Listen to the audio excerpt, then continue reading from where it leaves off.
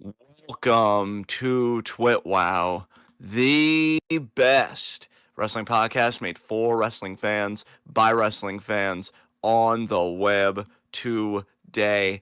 I'm John. That's my cohort and commentary, Ashton. And this is TWitWoW Weekly Recap. Let's get right into it. So, for the wrestling section, I just really think it's going to be Royal Rumble because, we didn't really we've never really cared much for go home shows and stuff like that. We don't really pay them much mind because the big thing is always the big show.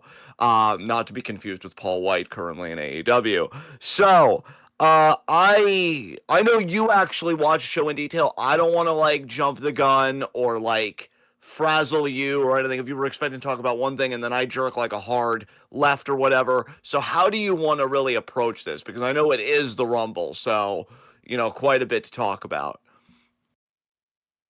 Did you have an idea of like how you wanted to start No, this? I mean, hey man, I'll let you lead the way. I'm fine with whatever. So I'll tell you what then. If you're letting me lead the way, let's just touch very briefly on the non-Rumble matches, and then I guess we can be a bit more in depth in the Rumble matches because there are certain, surprises, so to speak, and this and that, and of course the winners and all that stuff. So just to get it out of the way, the big thing, AJ Styles has been retired by Gunther, so they're really going with this career killer gimmick. Gunther takes another head for his mantle. I do think it's poetic. Obviously, we know that AJ Styles, I believe in the Royal Rumble 2016 or 16. 15, 16, yeah, debuted with WWE. And so now it comes full circle. Obviously, you know how I feel about it being, in Saudi Arabia and stuff and that whole thing, which, I mean, we could even mention some more political stuff there infused with the wrestling because we found out, fucking quote unquote journalists broke that women have to pay for their own gear. But apparently that might even just be standard practice according to some people in our Discord. Like, oh, wrestlers always have to pay for their own gear and flights and hotels. And I'm like, man, No, those yeah. shareholders, Here's the they thing. really, yeah. Yeah. I do believe that that is the case. The problem is the women are the only ones who have to get special gear made exclusively because of the country that they are performing in. Like Yes. that to me translates to the company should cover the extra cost on that. I agree with you 1000%. So yeah, Maybe that use a that few of the dollars out of the billions they're being given from the Saudi Arabian government to cover the cost of the gear. yes. Yes, absolutely.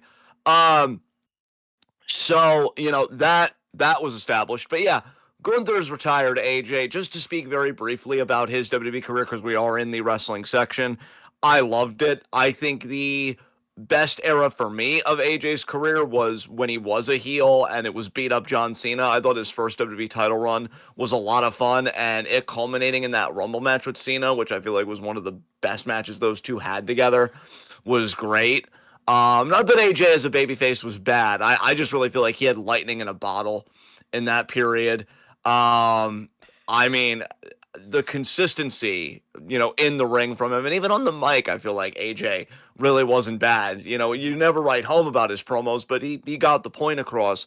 I really do think, just from a pure in-ring standpoint, he is in that same class to me as a Danielson and stuff, because I know Danielson really deservedly got his flowers and whatever, and I think also him just being a phenomenal promo, I no think pun when you intended talk there. about the best of all time in the ring in terms of Western guys, we're not talking Yeah, about your Kenta Kobashis here. yeah, I think they're the sort of the big five that you're going to talk about historically is going to be Danielson, Benoit, Angle, Styles, and Michaels. yeah, yeah. I mean, it's really incredible the career that AJ Styles has had, and I'm happy for him. Because even Cena would say, in interviews, like talking about AJ, because they had that whole match that everybody really liked. He recalled a story where he was like, AJ, you could do something like a Last Time Is Now tour if you wanted. Like, it's great, this and that. And AJ just looked at him and he said, dude, I'm 48. And the idea that AJ competed at the level that he did for so long and he retired at 48. Because here's again, I think it's even in a way more See, impressive. that's so goofy though because Cena is also 48. So AJ looking at Cena and being like, "Dude, I'm the same age as you. That you did the same thing that you're suggesting I do." Is basically what's going on there. True, and then it's difficult, right? Because I feel like WWE culture, like the wear and tear on the body is insane, and then you Yeah. put on top of that that AJ wrestled in a six-sided ring for a good bit of his career, Yeah. which a lot of the wrestlers say like the bumps were worse and this and that. So like, Hmm. sure, the same age, but I have to wonder how different the bump cards look and this and that Yeah. because I know Cena had some gnarly injuries too. To be fair to him, but yeah, I mean, I respect that AJ knew when to walk away. If he really, and I'm assuming he really is walking away. Well, Like that's the this weird just is thing it. though, because they did some weird shit with it, where AJ had his like phenomenal one gloves off and in the ring, and then he was like, no, and he took them back and he put them back on and he started posing for the crowd and shit. So like, I don't know where they're going with this. I don't know if they're going to turn it into a big storyline or if AJ is going to go to AEW. Like, I really don't know where they're going to go with it. And I really hate that we've reached a point now that I don't know what to believe when it comes to wrestling retirements. Yeah, I definitely don't blame you there. So that happened with AJ. If it is the end for him, even if it's just the end for him in WWE, what a goddamn run. Hmm. Absolute, and again, pun intended this time, absolutely phenomenal. Um After that, Sami Zayn versus Drew. I'm gonna be honest. I love Sammy. I'm rooting for Sammy. I think Sammy and Drew have the potential. If Sammy would ever finally win a world title, it should be at the expense of somebody like Drew finally getting that win. It gives such, if you're an old school ECW fan, like Raven and Tommy Dreamer vibes, because the whole thing was Dreamer could never beat Raven, and it just feels like Sammy can never beat Drew. But given that it was a Saudi show and it was Royal Rumble and WrestleMania is still like a little ways out, like it was hard for me to get emotionally invested even reading the recap because I'm like, I'm just gonna scroll all the way down and see the Drew one. And lo and behold, I scrolled all the way down and saw the Drew one, right? So there really wasn't any anticipation there. It sounded like it was a good match. So credit to Admittedly, both that those guys. that match is one that I did not pay attention to at all. You know what? Don't blame because to me, and again, all due respect to both guys, it just really felt like a foregone conclusion. Yeah. So, not really much to say there. So now we can get to the Rumble matches, and I don't know. Do you have a preference for which one we talk about first? Or do you No, just not not? at all. No? I can Uh, talk about either one of them. I watched both of them. I thought going into it that I was going to pay way more attention to the women's than the men's, but I actually ended up enjoying the men's quite a bit more. The women's Royal Rumble was very disappointing this year, yeah, yeah. despite the fact that we got a really good winner. I actually thought that we got a great winner for the women's, but the match itself just sucked ass. Well, let's talk about that first then, given that, you did lock in more for the men's. I'm gonna be honest, with this, I know I could pull up like an ODQ like recap, by the numbers and this and that, and I think I will do that to kind of join in a little bit, but I just scrolled all the way down to see who the final three. Hey, excuse It's me, all I right. just sneezed there. Thank you, thank you. Apologies for that, everybody. Just came on suddenly. So I scrolled all the way down to see who like the final three or so were. I will say this, I fucking love Sol Ruka, so I'm really happy that she made it all the way to She the had near an end on absolute this. star-making performance. Absolutely, she was outstanding in the Rumble for sure. Dude, she is 1000%. I would bet the fucking house, or at least my share of the house, that she is going to be a women's world champion. There's just It's no doubt funny. in my She fucking and mind. Javon actually both in their respective Rumbles had star-making performances. That's incredible. That's incredible. Um, by the way, welcome Javaris and Foster. Really great to see you guys. Uh, and yeah, so I don't want to go all the way like on this. I see that Lola Vice was in this. Roxanne, obviously, she's been on Raw for forever now. Judgment Day, she was in this. I'm trying to look at like other NXT people. Obviously, again, Soul was in this, which could cause problems with Zarya because I did see Zarya ripped Soul's name like off her personal locker in the women's locker room. So she might be like, oh, so don't really care enough about me, but you'll go and you'll take every opportunity for yourself. I see how it is. We got Brie mode. The chicken was clucking its fucking face Dude, off, I'm sure. I think this was the point in the Women's Rumble that killed the mood for me. Like, or at least the first big moment in the Women's Rumble that killed the mood for me. Because, like, I was sitting here like, oh man, I wonder if we're gonna get Blake Monroe in the women's rumble. It would be really cool to see her get like a proper debut on the main roster. Because if I remember correctly, at Evolution, she was just in the crowd, right? Or was she actually in a match at Evolution too? Um, I don't remember. I don't think she was. I don't think. I'm pulling it up. I need to know.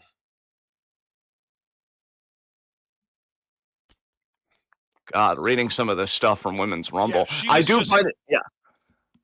she was just in the crowd. Okay. Um. So reading. What was I going to say?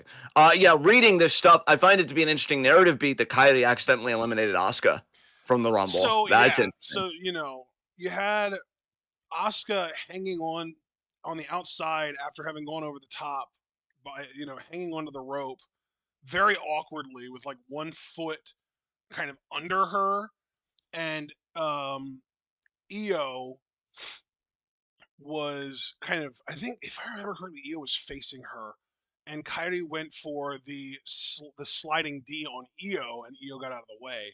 So Kyrie hit the sliding D on Asuka, and it knocked her off the apron and eliminated her. Right. Another interesting beat. Again, I'm just skipping around here. Apparently, Lash also had a great showing, and that's She what both did, Foster yes. and Morris Yeah, said. yeah. They really allowed Lash to show off how great she is. They really allowed her to be herself and just be fantastic, which is just what she is. They also, I noticed they didn't really associate her and Naya in the Rumble at all, which I thought was interesting. Naya actually did more teaming with the returning Candice LeRae than she did with her current tag team partner Lash Legend. Interesting. Interesting. Because, yeah, they did have that little union a while back, Candice and Naya, but Yeah, yeah, Naya and Lash is the newer thing. yeah. Um, so, all right, let me just ask you what I really want to ask you about this Women's Rumble, and not even just like the Women's Rumble contained in itself, but like beyond. So, I'm reading here Liv eliminated Raquel. Do you remember how Roxanne was eliminated? Because I'm curious who eliminated Roxanne, if that was significant as well. Because Oh, I can't seem to find it. so Liv eliminating Raquel was a big deal. That, like, Yes. first and foremost, it was not an accident. It was not an oopsie. It was not an I was eliminating someone else and you happen to get caught up in it. No. Raquel was hanging over the rope because she had just eliminated someone, and Liv came over and straight up lifted Raquel and eliminated her point blank, unapologetically, and she was smiling about it afterwards.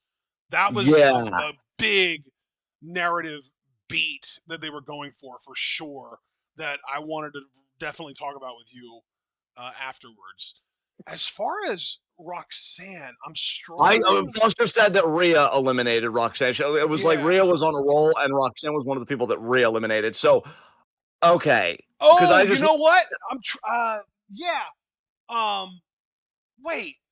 No, was it? Yeah. Okay. Yeah. Okay. Yeah. No, I'm confusing moments in the Rumble. It must have been. I don't remember. Oh, yeah. That's right. She had her. Yeah. She threw her out over the top, Razor's Edge style, and she landed on two other people that had been recently eliminated. yeah. So with all that established, okay, so we know that the final three, reading the no DQ notes on it, was Liv, Tiffany, and again Soul, my girl Soul, which was fucking great. You want me to tell you about Soul the apparently. finish? Yeah. If you want to break down the finish, please go ahead. So all three women ended up on the apron. Soul tried to do a skin the cat, but one of the other two pushed her in such a way to try and eliminate her, and she landed on her feet on the apron. And then we kind of had a little bit of a brawl moment. Soul saw an opportunity where she thought she could get a soul snatcher on Tiffany. As she was elevated to try and get it, Tiffany just shoved her, and it Yeah. eliminated her because she was very vulnerable in that moment, and it allowed Tiffany to just shove her and get it done. And then Liv basically ran up to Tiffany, hit her with an Oblivion, but rather than going back with the Oblivion, she just kind of pulled her, and that was what eliminated Tiffany then. Interesting. Like, think Um, about the Oblivion and how you like run up into the ropes and then you fall back with the opponent. yeah. Okay, well, she did that up against the ring post while still on the apron. And then rather than falling back, she just pulled back almost like a flatliner. Damn. And yeah, Okay. Tiffany fell out to the floor. Well, I mean, first of all, I am still a Liv Morgan fan, despite just my being disillusioned, disaffected, and whatever word you want to use with pro wrestling practically en masse. I mean, I'm still enjoying Mother Gold and Stardom enough, but I still do love Liv as an individual and an individual performer. Yeah. Uh, it's about time she won a Rumble because she was the runner-up the past 2 years leading up to this, so that's cool for sure. Um, my question for you, and what I really wanted to ask you and get your opinion on, was okay. So she eliminated Raquel. We know Stephanie Vaquer is the women's champion right now, but Yeah. we know that Rumble, or excuse me, Chamber. We know Chamber can really shake things up. Do we think? Because I'm not putting it past WWE, man, with some of this writing they're doing. Do we think that Raquel could win a Chamber for the Raw Women's Championship and we get Raquel versus Liv at Mania for the title?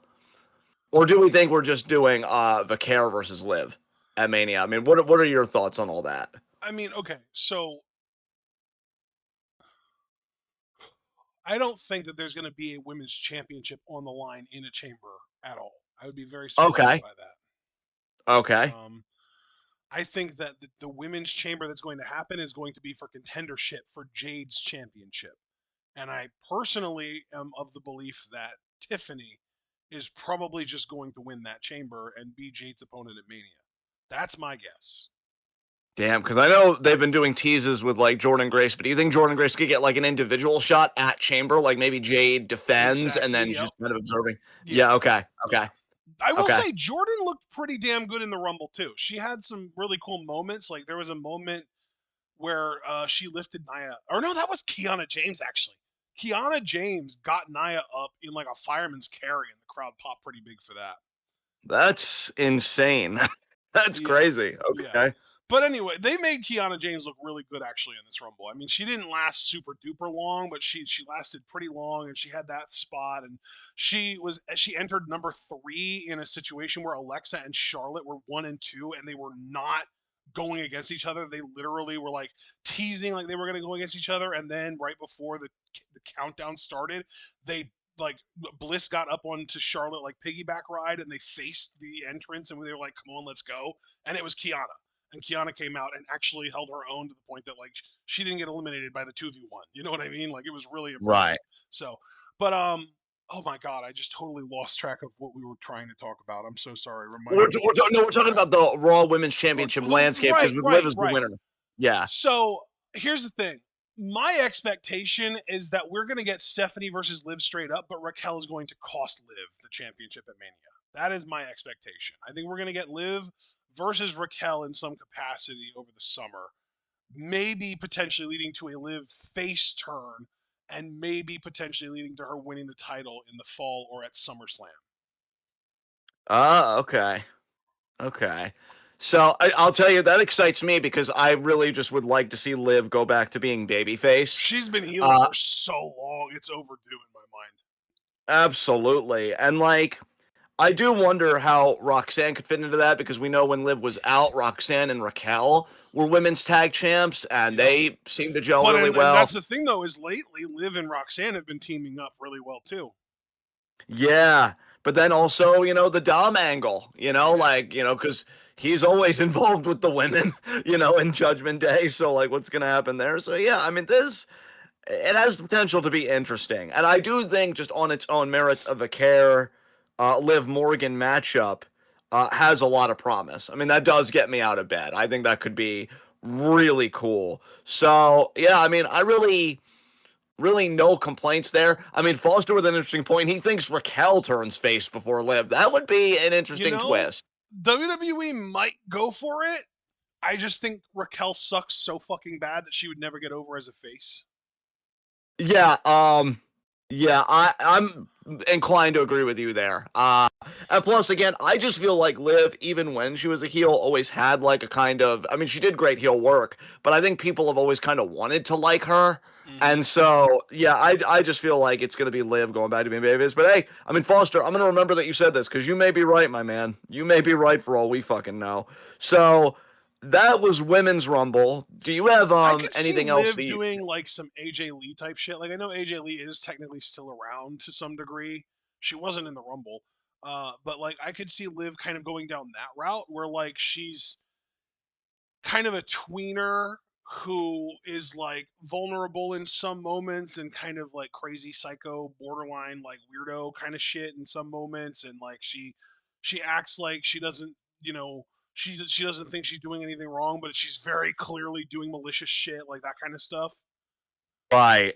Like, you know, like she gets confronted by Raquel and she's like, I'm so sorry. I just thought that I had a chance and it worked out in the end, right? I won the Rumble. It's all good. We're all fine. We're good, right? You're happy for Yeah. me, right? You know what I mean? Yeah, exactly. That kind of thing. So, yeah, we'll see. I'm curious how they, play it out, but I yeah, I think we've got our title pictures looking pretty I don't know, maybe I am oversimplifying it personally. I be a weird thing for me because I'm normally the type to overthink things, but it looks pretty clear to me that we are looking at most likely Jade Cargill versus Tiffany Stratton and Stephanie Vaquer versus Liv Morgan at WrestleMania. And then for the men, Drew McIntyre versus Roman Reigns, and my guess is CM Punk versus Gunther. Yeah. So let's talk about men since you really just came out and said like Roman Reigns won the Rumble, which I I mean, didn't hell, say you and that. I were already, yeah, you and I I never said that. you never said that, but I mean, with you saying Roman versus, I guess it could be implied Gunther won the Rumble, but yeah, Yeah. I guess we'll just say Roman Reigns won the Rumble. Gunther's never winning a Rumble. It's never gonna be him. He was the runner He up was again. yeah, runner up again, speared by Roman Reigns, which I'm sure, here's the thing. If you were looking for Gunther to eat some kind of a comeuppance, that probably would have been exciting for you, you know? But I don't know. How did the crowd react? Because I heard the crowd was pretty tepid about Roman Reigns winning, but then I heard other people say, no, the crowd was pretty hot. And of course, I didn't want to watch this. So how did you feel like the crowd received Roman as the winner for the I Rumble? mean, they So, seemed pretty damn hot to me. I mean, I mean, look, they would have exploded for Randy Orton winning, but they still seemed pretty hot for Roman winning, honestly. I don't, I mean, I think it's one of those situations, man, where people will go into a show with an agenda and hear what they want to hear. If someone goes into a show not liking Roman Reigns and the crowd doesn't absolutely blow the roof off the building, then they'll say that Roman got a mild reaction. You know what I mean? yeah, no, I get you. I get you. Um, and yeah, it just, I don't know, man. Like Roman, I don't have a problem with Roman, but I loved what my friend Ricardo said on And Facebook. by the He's way, like, for context, I want to tell this to our audience. Ricardo is a former pro wrestler. yeah, yeah. He I does used to have go to this indie experience in the promotion. business, so this is coming from, an experienced voice. Yeah, he is speaking more as a fan with this post. He didn't like deconstruct the Rumble or anything. He just said that Roman doesn't even work enough to qualify as a part timer. He said he's going to go to WrestleMania, then the Raw after WrestleMania is going to be attacked again, and then return at the next Rumble, and that popped me pretty hard. So yeah, like I don't have a problem with Roman. See, Roman's and I been don't good. even agree with that. I think there's a very real chance that Roman might get strapped up again and become, we might get another long title reign out of him. Now, it might not be him going back to like appearing more frequently, but it might be him going back from appearing twice a year to appearing, 6 or 7 to maybe even 10 times a year. Yeah, yeah. I mean, it's just crazy to me. Like, here's the thing. I love the idea of Roman versus Drew. So let's talk about the matchups that you kind of put forth and kind of predicted. Um, I have no problem with Roman versus Drew. I was intrigued about the possibility, like, oh, could Jacob Fatu find a way? Because him and Drew have been kind of going at it lately. Him, And he Drew could, and because Cody and if whatever. Roman chooses to avenge what he perceives as a slight against him from last year, where Punk was trying to steal Heyman from him last year, he could Yeah. go after the world title instead. But I just view it as the undisputed championship is the title and Roman is the guy. So why would he go after any other title when he has an opportunity to go after that one? Yeah. Absolutely. Absolutely. And, like, I am intrigued by that matchup. I just feel like WWE has really been telegraphing in ways like Cody versus Roman 3. And so I'm like, is there still a way we could get that? I don't want to get my hopes up too much that Drew's going to make it all the way to Mania. So we'll go back to Chamber and do what we did with the Raw Women's Championship. Do you see a WWE Championship Chamber happening, or do you only see like just that not happening because Roman's already chosen Drew, and maybe we just do something with the Raw World Title revolving around Chamber? How What do was you the see that last going? Elimination Chamber match that was for a world championship of any kind? I could not tell you off the top of my head. Let me see. Is there any There way we could wasn't one find that last out? year.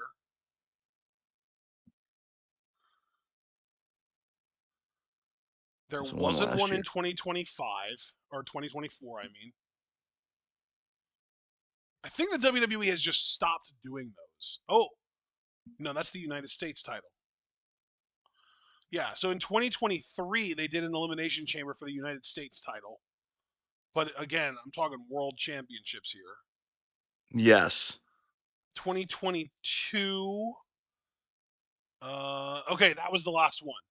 2022, Lashley defended the title in an Elimination Chamber match that Brock Lesnar won.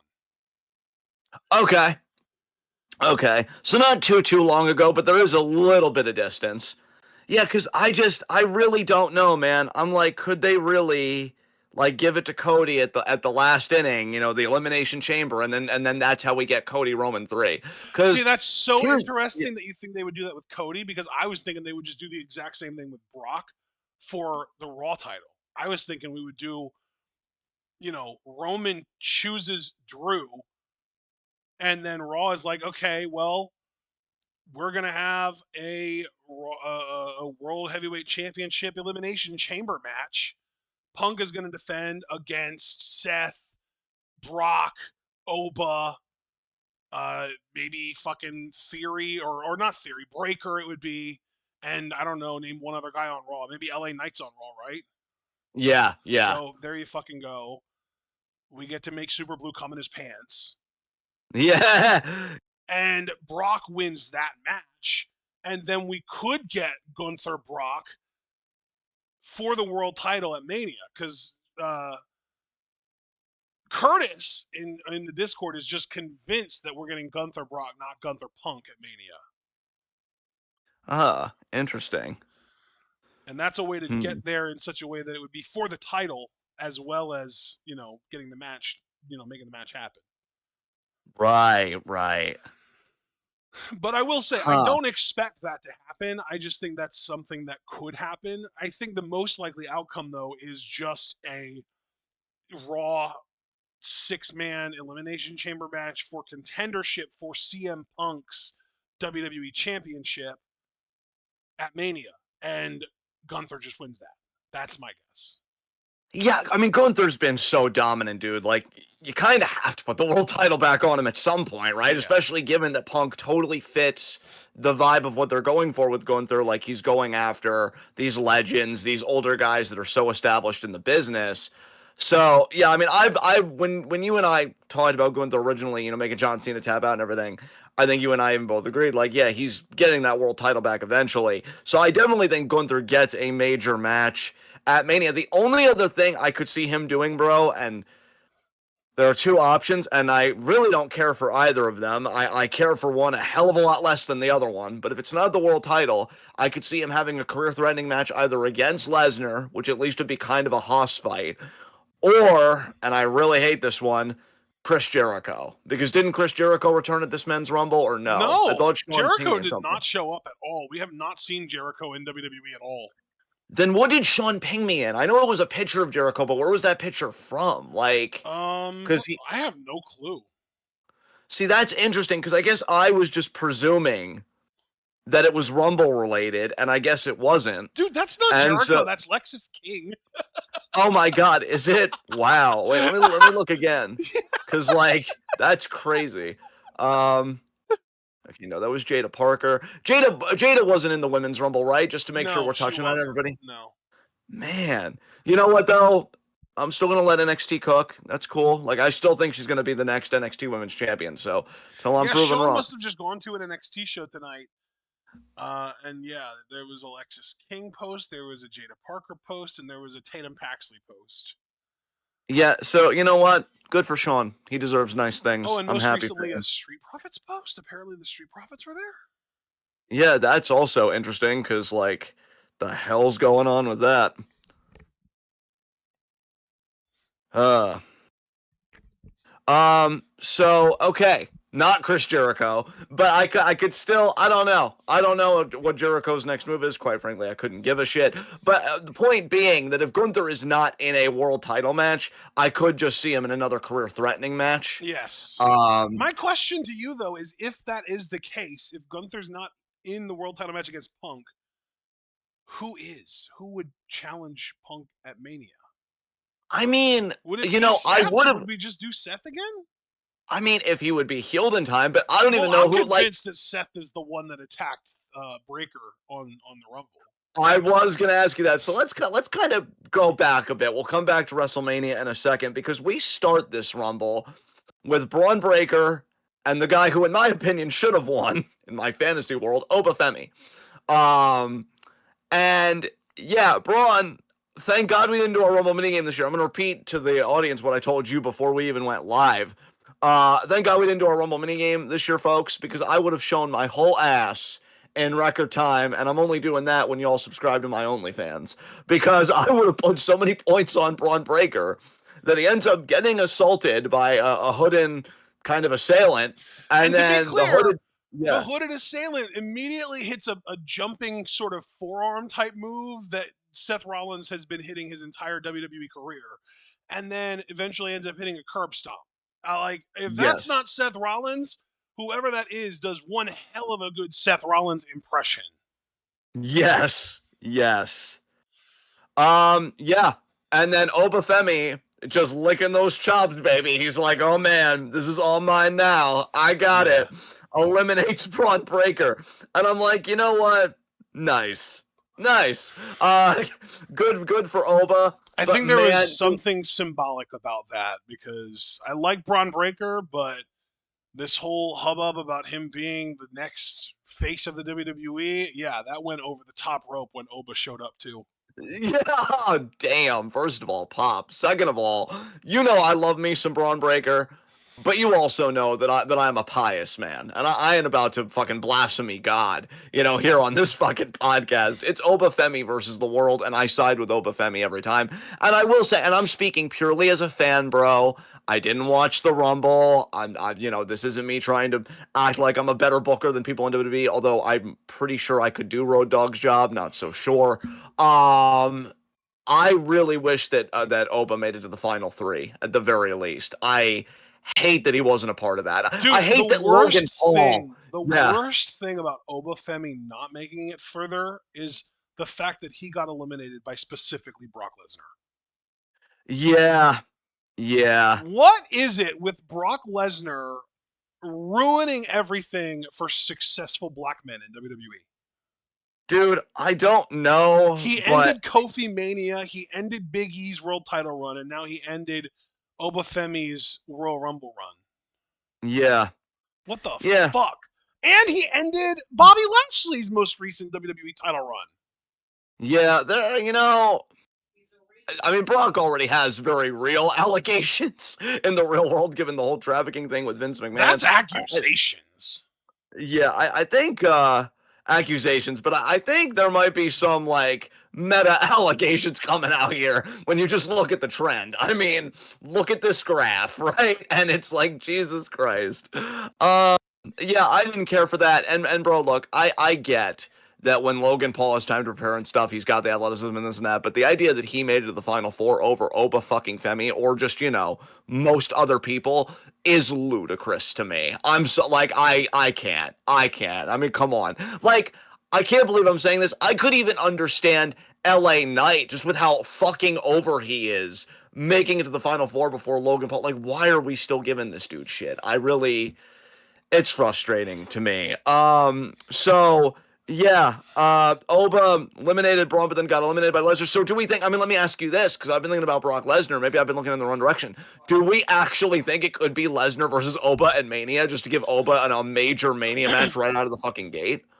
I suggested that might be possible in our Discord, actually. Yeah, I think if Lesnar's not going to be in any world title pictures, and I do think that that's pretty unlikely, yeah, I could absolutely see Lesnar versus Oba. Because, dude, the thing is, again, I know you didn't watch it, which means that you don't really have this in the notes that you're reading to go by.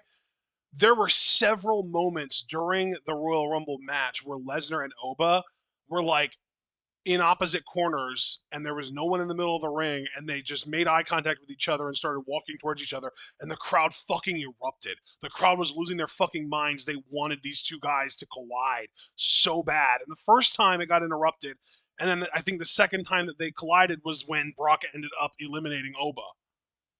Okay. Okay. So we have their, like, WWE doesn't even have to put much effort into it. The crowd already just wants to see these two Goliaths go at it. Yeah. I think there is a lot of money in that, which of course we know WWE cares about the most. And so yeah, I mean, we'll see. I mean, it would put Oba on the map immediately. Especially if he were to win, which here's the thing. If you're gonna do Brock Oba at Mania, um Oba has to go over. Oba has to go over, in my mind. If Brock Dude, would win, I would be pissed. you and I both know damn well, while Oba 100% should go over, I would not place the odds high personally. Yeah. Yeah. I would definitely say that Brock would be the betting odds favorite on that. Yeah. Unfortunately, I begrudgingly agree with you because I mean, history doesn't exactly, bolster my confidence. You know what I mean? Yeah. So, yeah, yeah, we'll see. But Roman winning and all that stuff. So we got our landscape. I'm curious how quickly it's going to take for these Rumble winners to pick their champion that they're going to face. And yeah, I guess that's it. So I'm glad I skipped out on this, but congratulations to Liv and Roman, I guess. I really have nothing else to say about the Rumbles unless there were more notes you wanted to share about either Rumble match. I mean, please feel free because you actually watched them both. Yeah. So So, okay. So for the men's rumble, Royce Keys debuted. Do you I remember who did, got yeah, that okay. name? Yeah, how do you feel about that name? Because I think I could get behind it after a Oh, I while. love it. I think it's great. And I'm a big fan of Powerhouse. And he looked great in this match. He looked really, really strong. Low key, between his build and the way that he was able to kind of manhandle some of the bigger dudes in this match, he kind of gave a little bit like Jeff Cobb vibes in this match to me. A little bit. Yeah. Um, Chad Gable's back. Yes, that made me happy. He came back literally at number 12. We got El Grande Americano. That was Ludwig Kaiser. He came out with the other two Americano dudes, which are Bate and Dunn. And then at number 13, it was on the Titantron that said the original El Grande Americano, and it was Chad, and he is yoked to shit. Dude, I swear to God, he has never reminded me more of Chris Benoit than he does right now. That is crazy. I have to see if I can find some like photos of him or something. Let me see if I can Um, find you one, actually. Um, Original El Grande Americano. Yeah, he did grow a little bit of a beard. He's got some sweet chin music going on. oh wow. Yep. Dude, he looks huge. Damn. Maybe he'd finally get a push. Maybe he'd finally get to do something. How do you feel about him returning as the original El Grande Americano? Do we think we're gonna do like some kind of multi Americano type match at Mania or something to see who the real Americano is, or like whatever the hell, like some kind of gimmicky schmaz type matchup, or where do you think they're gonna go with this? I don't know, honestly. I'm very intrigued.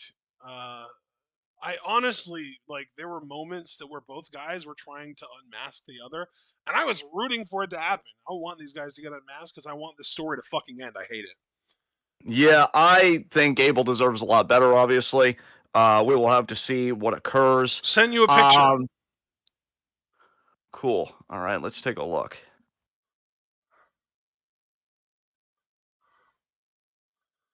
Damn, he's the one in the blue and the red, right? Not the Yeah, green and yeah, the yeah. yep. Oh yeah, dude, I knew it immediately because when you said like Benoit physique, I looked immediately at the bicep and I'm like, yep, I've seen that before. Mhm. Um, a bit of a disturbing comparison given everything, but I can only hope that Gable's being sensible in this and that. I'm assuming he is, but always just feel the need to say it. Yeah, yeah. Sooner this gimmick can wrap up and Chad can do cool stuff. I still think about the alternate timeline where he's just a baby face and like standing up to Gunther and stuff like that, but we'll see. Yeah. Um, I will say, Oba actually got kind of a cool little run at the beginning of this Rumble where they kind of gave him like the 2020 Brock Lesnar treatment. So obviously you know that Braun Breaker came out and got bitched out by the mystery attacker, who I am definitely convinced was Seth. But then Solo Sikoa came out third, and he wasn't eliminated right away. Like Rey Mysterio came out fourth, and then Rusev came out. Oba eliminated Rusev and then Solo and then Rey in that order before number 6 came out. And that was Matt Cardona, who he eliminated immediately. wow. So there were 3 separate moments before number 7 came out where Oba was in the ring by himself standing tall. Yeah. Damn. And Okay. number 7 ended up being Damian Priest. So obviously, Oba's not going to bitch him out like that. But yeah, it was a pretty cool little like run for Oba. And Priest and Oba did some cool stuff together. And then Javon came out at number 8. And Javon did some really cool stuff immediately, like really evasive moments where like he would go like to the outside and he would like springboard, and as he's up on the top rope, Oba would like go to try and trip him up to eliminate him, and he would jump right in time to avoid getting hit, and he was like really evasive and stuff. It was really cool. Um, Javon had a really great showing in the Rumble. I think I mentioned that already though. There Yeah, I'm were happy there for him, man. there were 2 guys from AAA. Mr. Iguana showed up, and the new version of La Parka showed up. That was pretty shitty, pretty obnoxious, pretty unnecessary. But WWE wants to just remind people that they own AAA, I guess. Yeah, exactly.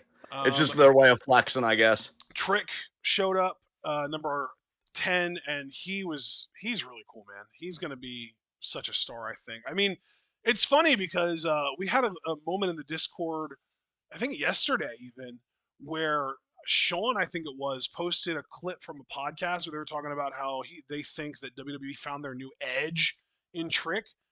And Yeah. they were talking about how like he loves to cheat to win, but he can win on his own if he needs to and stuff like that. And I'm like, this comes off to me like people who have never watched Trick Williams in NXT. They only know main roster Trick, because to me, if you've seen Trick and you know what he can do as a babyface, I think you're setting the bar too low with Edge. I think Trick could be the next Dwayne. Yeah, I mean, I saw that interaction between you guys, and I agree, man. Look, I really think a lot of Trek. I think him and Oba, it's going to be one of those eras where they're vying for the top spot, and it's going to be beautiful to see. But I agree with your assessment. I think Trick has really surprised me with his heel work, but I think when he goes back to being a babyface, he might even be a better babyface the second time around now that he's done the big heel run, and he's still doing the heel run, you know what I mean? Yeah. So I'm definitely inclined to agree with you, but only time will tell. But yeah, Trick's going to be huge. In fact, speaking of Mania cards, I have to wonder because I know him and Randy Orton have had some interactions. It'd be cool if like Randy was Trick's WrestleMania opponent. Although if Cody's not in a world title situation, I wonder if they would finally pull the trigger on that match too, just because it's Cody and you want to make him feel like a big deal. Speaking of So Cody, Cody came out next, and after the El Grande Americano shenanigans, which I will say, the original, which is Chad, did eliminate the Ludwig version of Americano, and then got eliminated by Trick, and then Trick got eliminated by Cody. yes, That pissed me off. Um, then we got Royce Keys. Then the Vision started coming out. We got Austin Theory and Bronson Reed back to back. Then Ilya, then La Parka, then Dragon Lee, then Logan Paul came out. So all 3 of the active members of the Vision that would be in the Rumble at all ended up in it at the same time for a little while.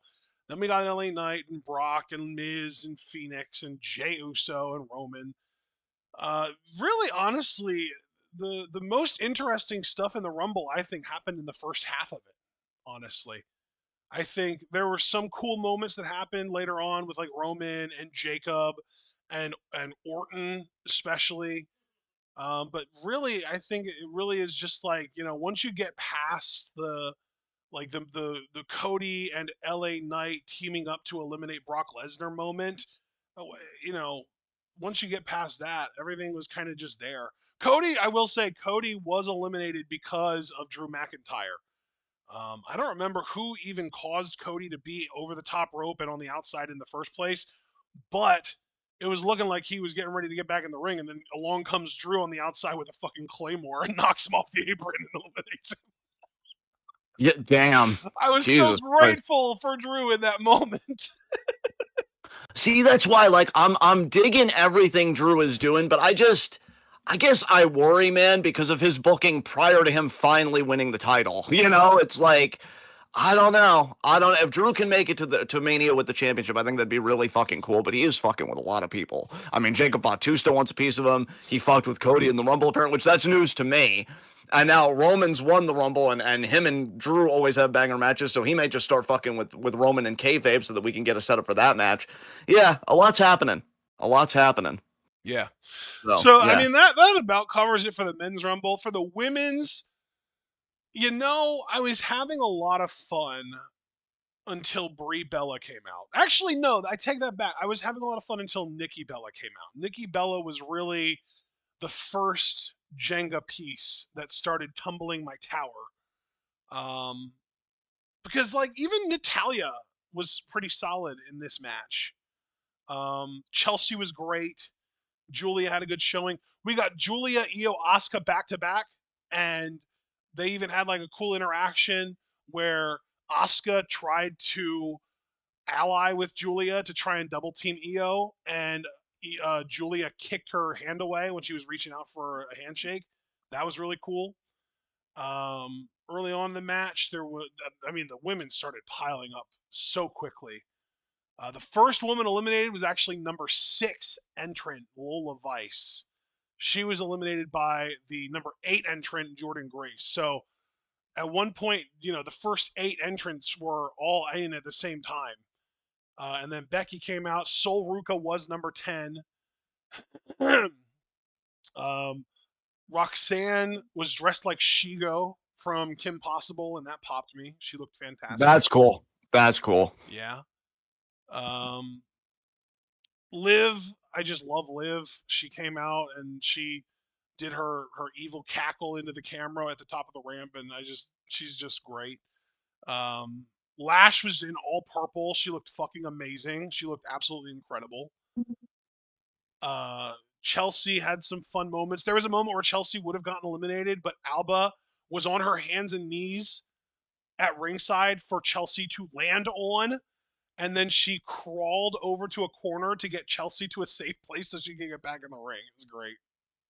Yeah. Yeah, that's awesome. Yeah. But yeah, the end of this Rumble was just a disaster because 25. Well, I guess you could even say that it started at 24 with JC Jane coming out. God, JC's fine, but you're like when you're wasting Rumble spots on people like Lola Vice and JC, it just feels very uninspired to me. Is she still? Is she? No, she's not. Who is the current NXT Women's Champion? JC. She is. Yeah, she won the second time because she beat Oh Tatum for to Christ. get it back. Well, here's the thing about JC, man. I think I've said this before, and to be honest, I only feel more adamant about it. JC to me is early 2000s WWF Chris Jericho in the sense that I do think she's solid in the ring and I wouldn't say as good on the mic, to be fair, but I think she's just overshadowed by talent that is just far more over than she is and bring a lot more to the table. It's not that she's bad by any means. It's just you're way outclassed. And I'm not even trying to be a dick saying that, right? Like, I just think that is what it is. We're all still waiting for the return of Bianca Belair, for God's sakes. And I feel like, Yeah, she was that not goes, on this show. Bianca did not yeah, show up in the Rumble.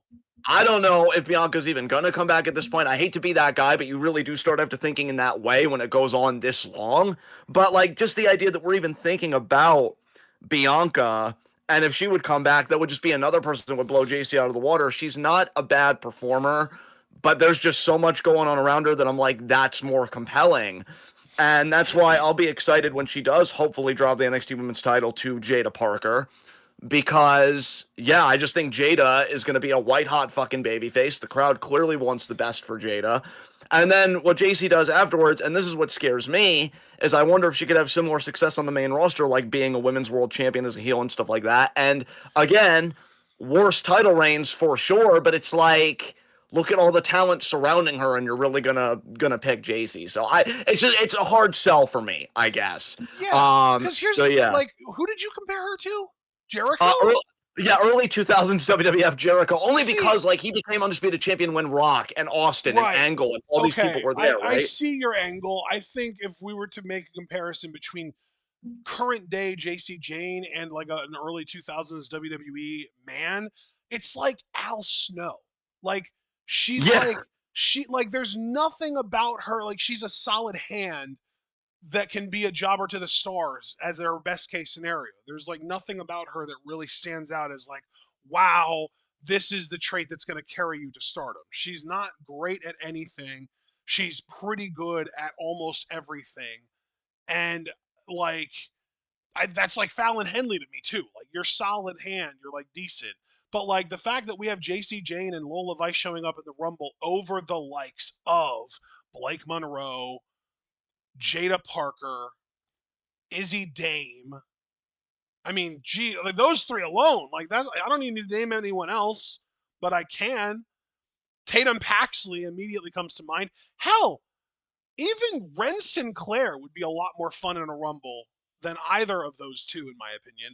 But they're not going to put Ren in the Rumble right now because they aren't really doing anything with her. She's not really right. getting pushed. But like the fact that we could have Lola Vice in a Rumble, but not Izzy Dame, who is your current North American Women's Champion.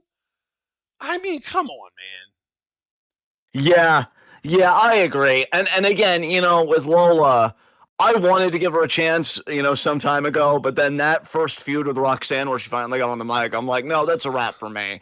Cause like, again, she's okay in the ring. I would say she probably has some of the worst mic work in the locker room, in the NXT Women's locker room. It's bad. It's bad. But she's got the look, she's got the aesthetic, right? That WWE is just gonna leap on and really push out. Whereas I feel like Izzy Dame is a far more well-rounded performer, knows how to work the mic as a heel because the crowd is like rabid against her with the heat and everything, is really solid in the ring, and yet you're not going to give her a Rumble spot to show what she can do. It's disappointing. It's definitely just. I think Tatum not getting a Rumble spot either because I didn't hear about Tatum being in this Rumble. I think that's disappointing too because I think there's a really great baby face there, and you could have had a moment with her and Lyra, and maybe Bailey gets a little like, what the fuck is this kind of thing. Yeah, I don't know. There was stuff you could have done that I guess they just chose not to do. So it is what it is. Yeah. But anyway, yeah, I didn't mean to stay on that for so long because, It's all right, bud. Yeah, because JC was actually decent in the Rumble. Like she looked good. I liked her gear. But then fucking Nikki Bella comes out and the mood drops even further. And then, Lyra came out and I do like Lyra, but I feel this sense of like almost like loss with Lyra because she's such a talent, but her mindset for the business is horrible. yeah, Um, she's just so hyper fixated on match quality, and that's just never going to get you anywhere. yeah, Um, and then Kalani Jordan came out, which like I guess fine. Then Kyrie came out, and she's a bundle of joy. I love her. You love her. yes, Everyone loves her. I don't know anyone that doesn't love Kyrie, and anyone who does not love Kyrie, I might have to question your sanity. yeah. Then Brie Bella came out, and let me tell you how pissed off I was when I heard that fucking theme song. I literally, John, I'm telling you, I checked out of the Rumble entirely. I stopped paying attention entirely, and I started doing shit on my computer. I stopped caring. I stopped paying attention. I do not have a personal problem with Brie Bella, with Brianna. What is her last name? Oh God, I forgot it. Garcia. That's what it. Well, now it's fucking Danielson, but you get the idea. No personal problem with her, but holy shit, the business has passed you by. Stay away, please. Yes. And that's Yes. not Yes. just me talking to her either. That applies to her sister too. The Bella twins are a thing of the past. Leave it in the fucking past. If you're not going to do your shitty little twin magic bullshit that you use to win championships or that you were booked to win championships with, no one gives a shit. But that's not fair because Saudi Arabia sure gave a shit. They loved it. They were really into it. Yeah. And they eliminated both Bailey and Lyra. Oh, holy fuck. The Bella What twins, the? yeah. The Yeah. Bella twins eliminated Bailey and Lyra. That wow, okay. Okay. Yeah. That's a choice. That is a choice. I don't really know. I don't really know what else to say to that, quite honestly. Um, yeah, dude, I gotta tell you, I'm really just glad that I skipped the whole show. But if I had to watch anything, I guess I would have watched Men's Rumble. The more you talk about like just some of the things that happened, I am low key glad I skipped women's. Although I think the only thing I would have cared about would have been Soul's performance. Um, Soul was yeah, great. She hit that a really cool double soul snatcher on the women that she was in the final three with, Tiffany and Liv. It looked great. see, and I'm gonna, you already know me and this audience, obviously. By the way, welcome everybody, because I know I welcomed Javaris and Foster at the very beginning, but we've kind of loaded it out. Welcome Super Blue, and Bestie, of course.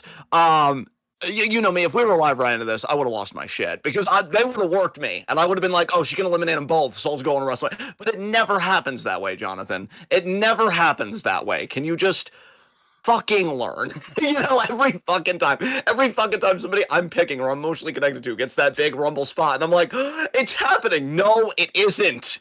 It isn't. But really cool for Soul though, because between this and her beating a while back Bailey at Saturday Night's Main Event, I mean, bro, when are we just gonna get her to the main roster and get those titles on her? It's Yeah, like that's what that's a I'm waiting great for. question. I've had the same question about several people in NXT for a while.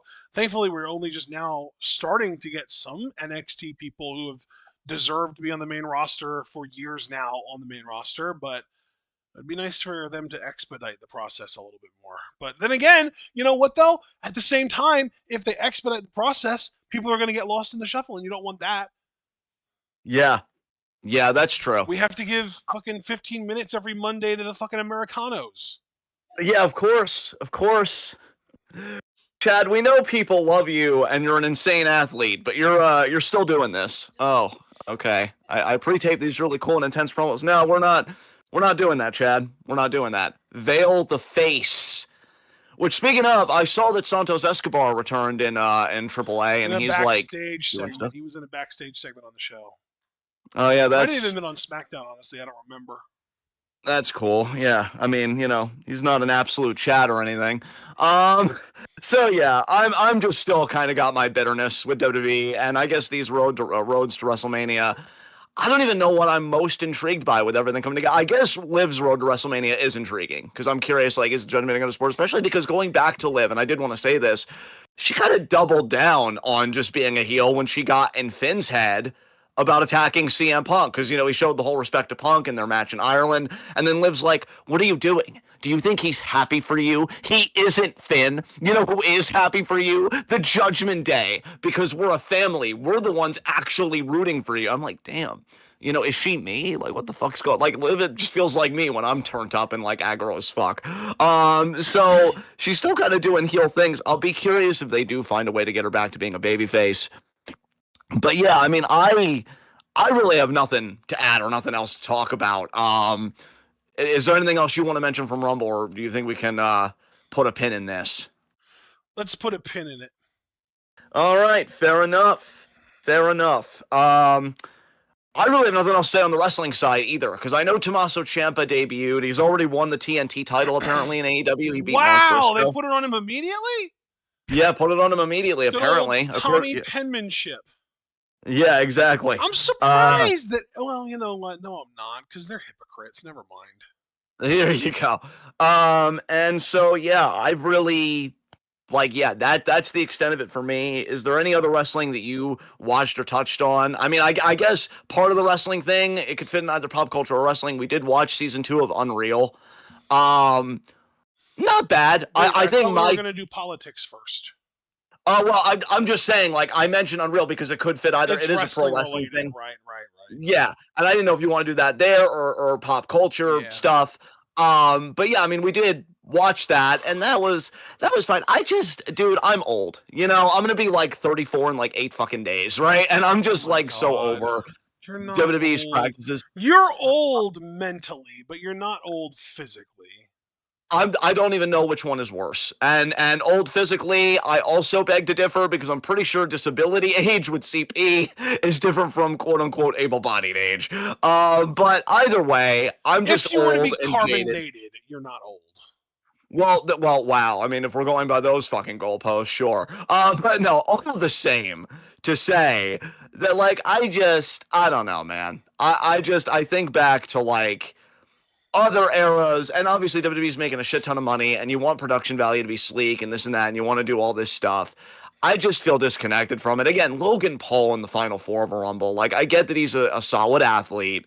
He does good when he has time to prepare and this and that.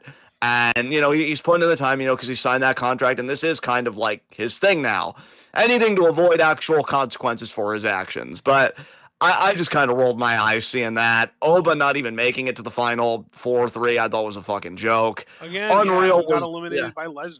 Lesnar yeah, is an enemy of black men in WWE. I yeah, wonder if he's like Triple H's new self-insert.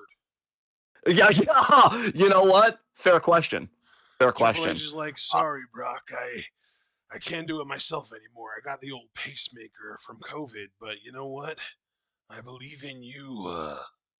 yeah, and then like watching Unreal, because my favorite bits of it were when we were getting a look at Trinity and like her rise and obviously, Ron, our truth, that whole thing there. But with our truth, like I felt even worse for him because very clearly him getting caught like affected him deeply, as it would anybody when you've been a fixture for fucking ever. Yeah. And then Triple H and Brian James are like, oh well, it made me sad, but I completely understood it. You're $1 billion company. You're like maybe even multi-billion at this point. I don't fucking know. But like you're telling me you just couldn't work something out? Because see, I'm never gonna believe the boss side of things when they're like, Yeah. oh, we just couldn't come to a deal or whatever. I'd like to hear Ron's side of that personally, because I wonder if he knew what he was worth. And the fucking white supremacist company that's cozying up to fascists was like, yeah, Ron, we just don't see you as worth that much. Um, so I would like to hear his The side of thing that is, our story, quite truth has frankly. reached a point that like the rest of the roster would probably be willing to pay his fucking salary. They love him so Yeah, much. yeah. So like that pissed me off. And then and then, Paul Heyman is just like so insufferable. I feel like I really soured on Heyman when I saw like he was making fun of people, or he made fun of a guy that like self-immolated outside of like an embassy or something to protest the Gaza genocide, which by the way is still going. Just in case anybody with all everything else being on fucking fire forgot. And I'm like, man, you're just another piece of shit. And he just is really like so into himself, and he thinks everything that him and just WWE and the Vision do is just a fucking masterpiece. And just everybody's insufferable to It's me. so I funny really think it's too what people because do. like for the longest time now, I've been like, God, I would never want to be a writer for the WWE. That sounds like a miserable job. Watching WWE, I'm Unreal. I'm like, bro, these guys fucking suck. I could absolutely do this job and I could do it way better than them. What the hell? Your face and the talent that is latent within said face exceeds the sum of every face in that writer's room. That's facts, honestly.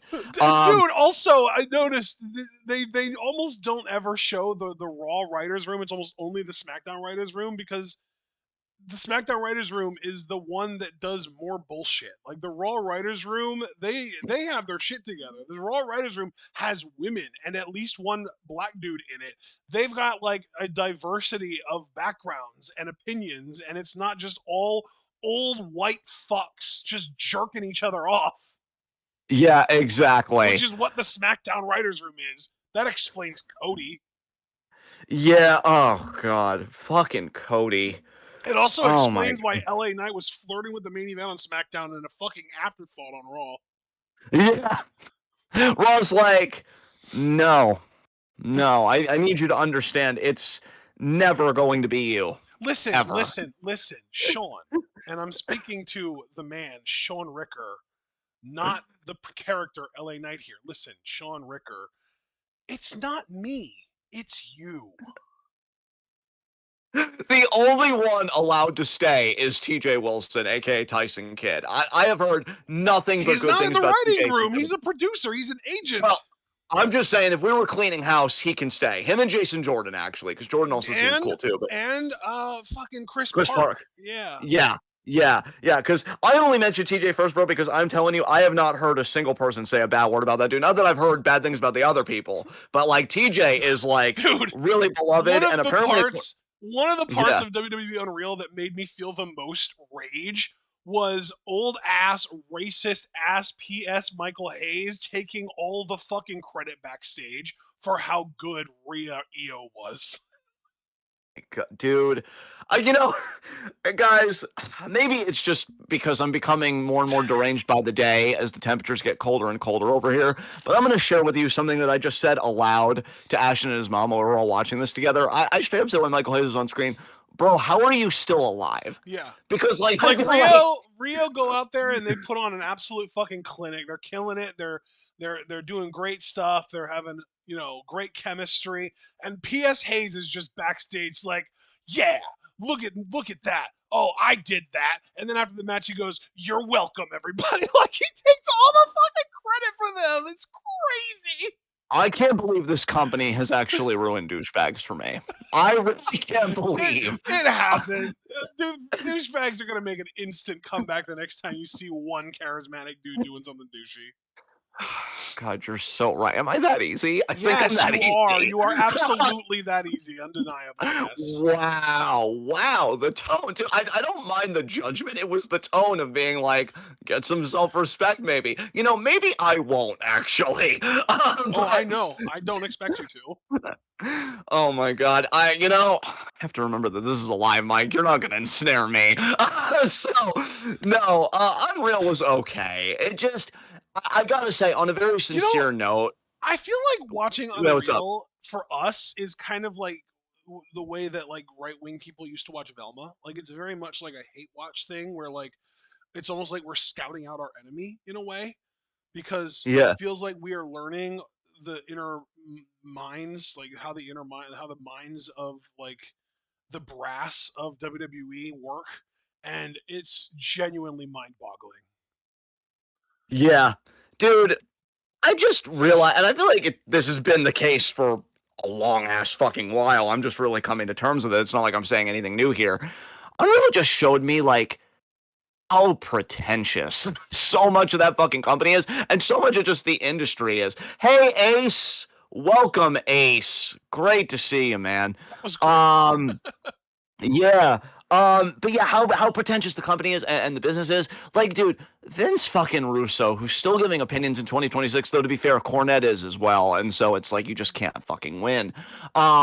He was like criticizing Punk, who I have no love for, mind you, and he's being like, I'd be a better world champion than CM Punk because I'd at least wrestle with my shirt off. It's like, dude, nobody's asking you to do that.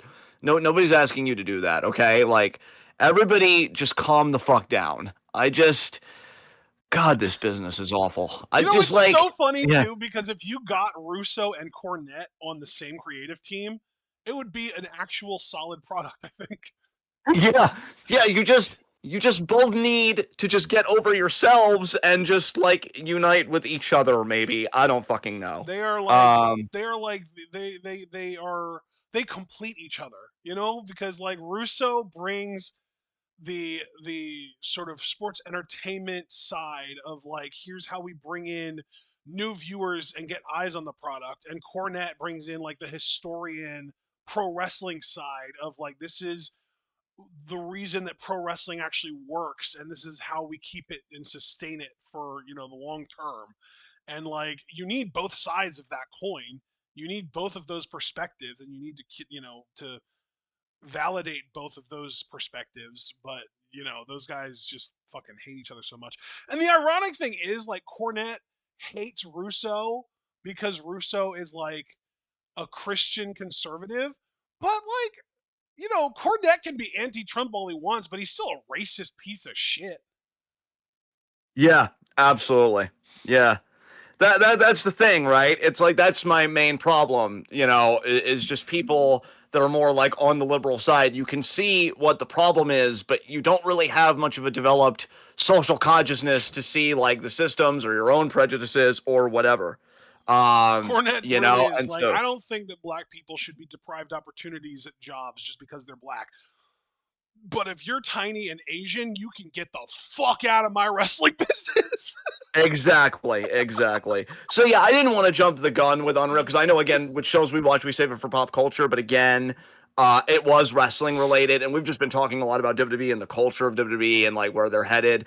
I'm sure WrestleMania will be fine, but like yeah, we'll see. So I guess with that, you said you didn't watch any more wrestling. We could get to politics stuff. I didn't watch any wrestling other than SmackDown, which is irrelevant because it was just building up to the Rumble.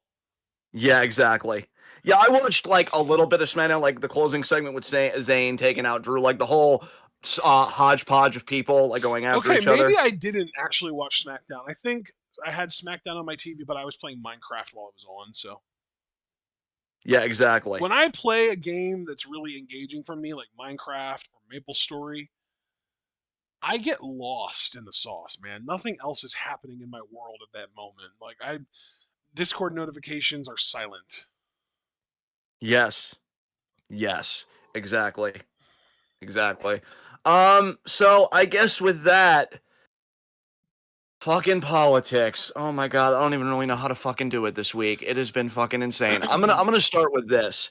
Whatever we're all seeing from Minnesota, Portland, I think ICE is still in Maine and PA. Whatever we're hearing from those places, just looking at Minnesota, it's worse. Because I've read like some citizen accounts that the helicopters don't stop, that they leave abandoned cars like in the road on purpose as like a chilling dissent tactic, right? Because it's like, oh, you could be disappeared too, and nobody would know. Yeah. Um, you know, we know like more has come out about Alex Preddy, and he was an ICU nurse for veterans, and he was helping a woman before he got shot. In fact, his last words were, "Are you okay?"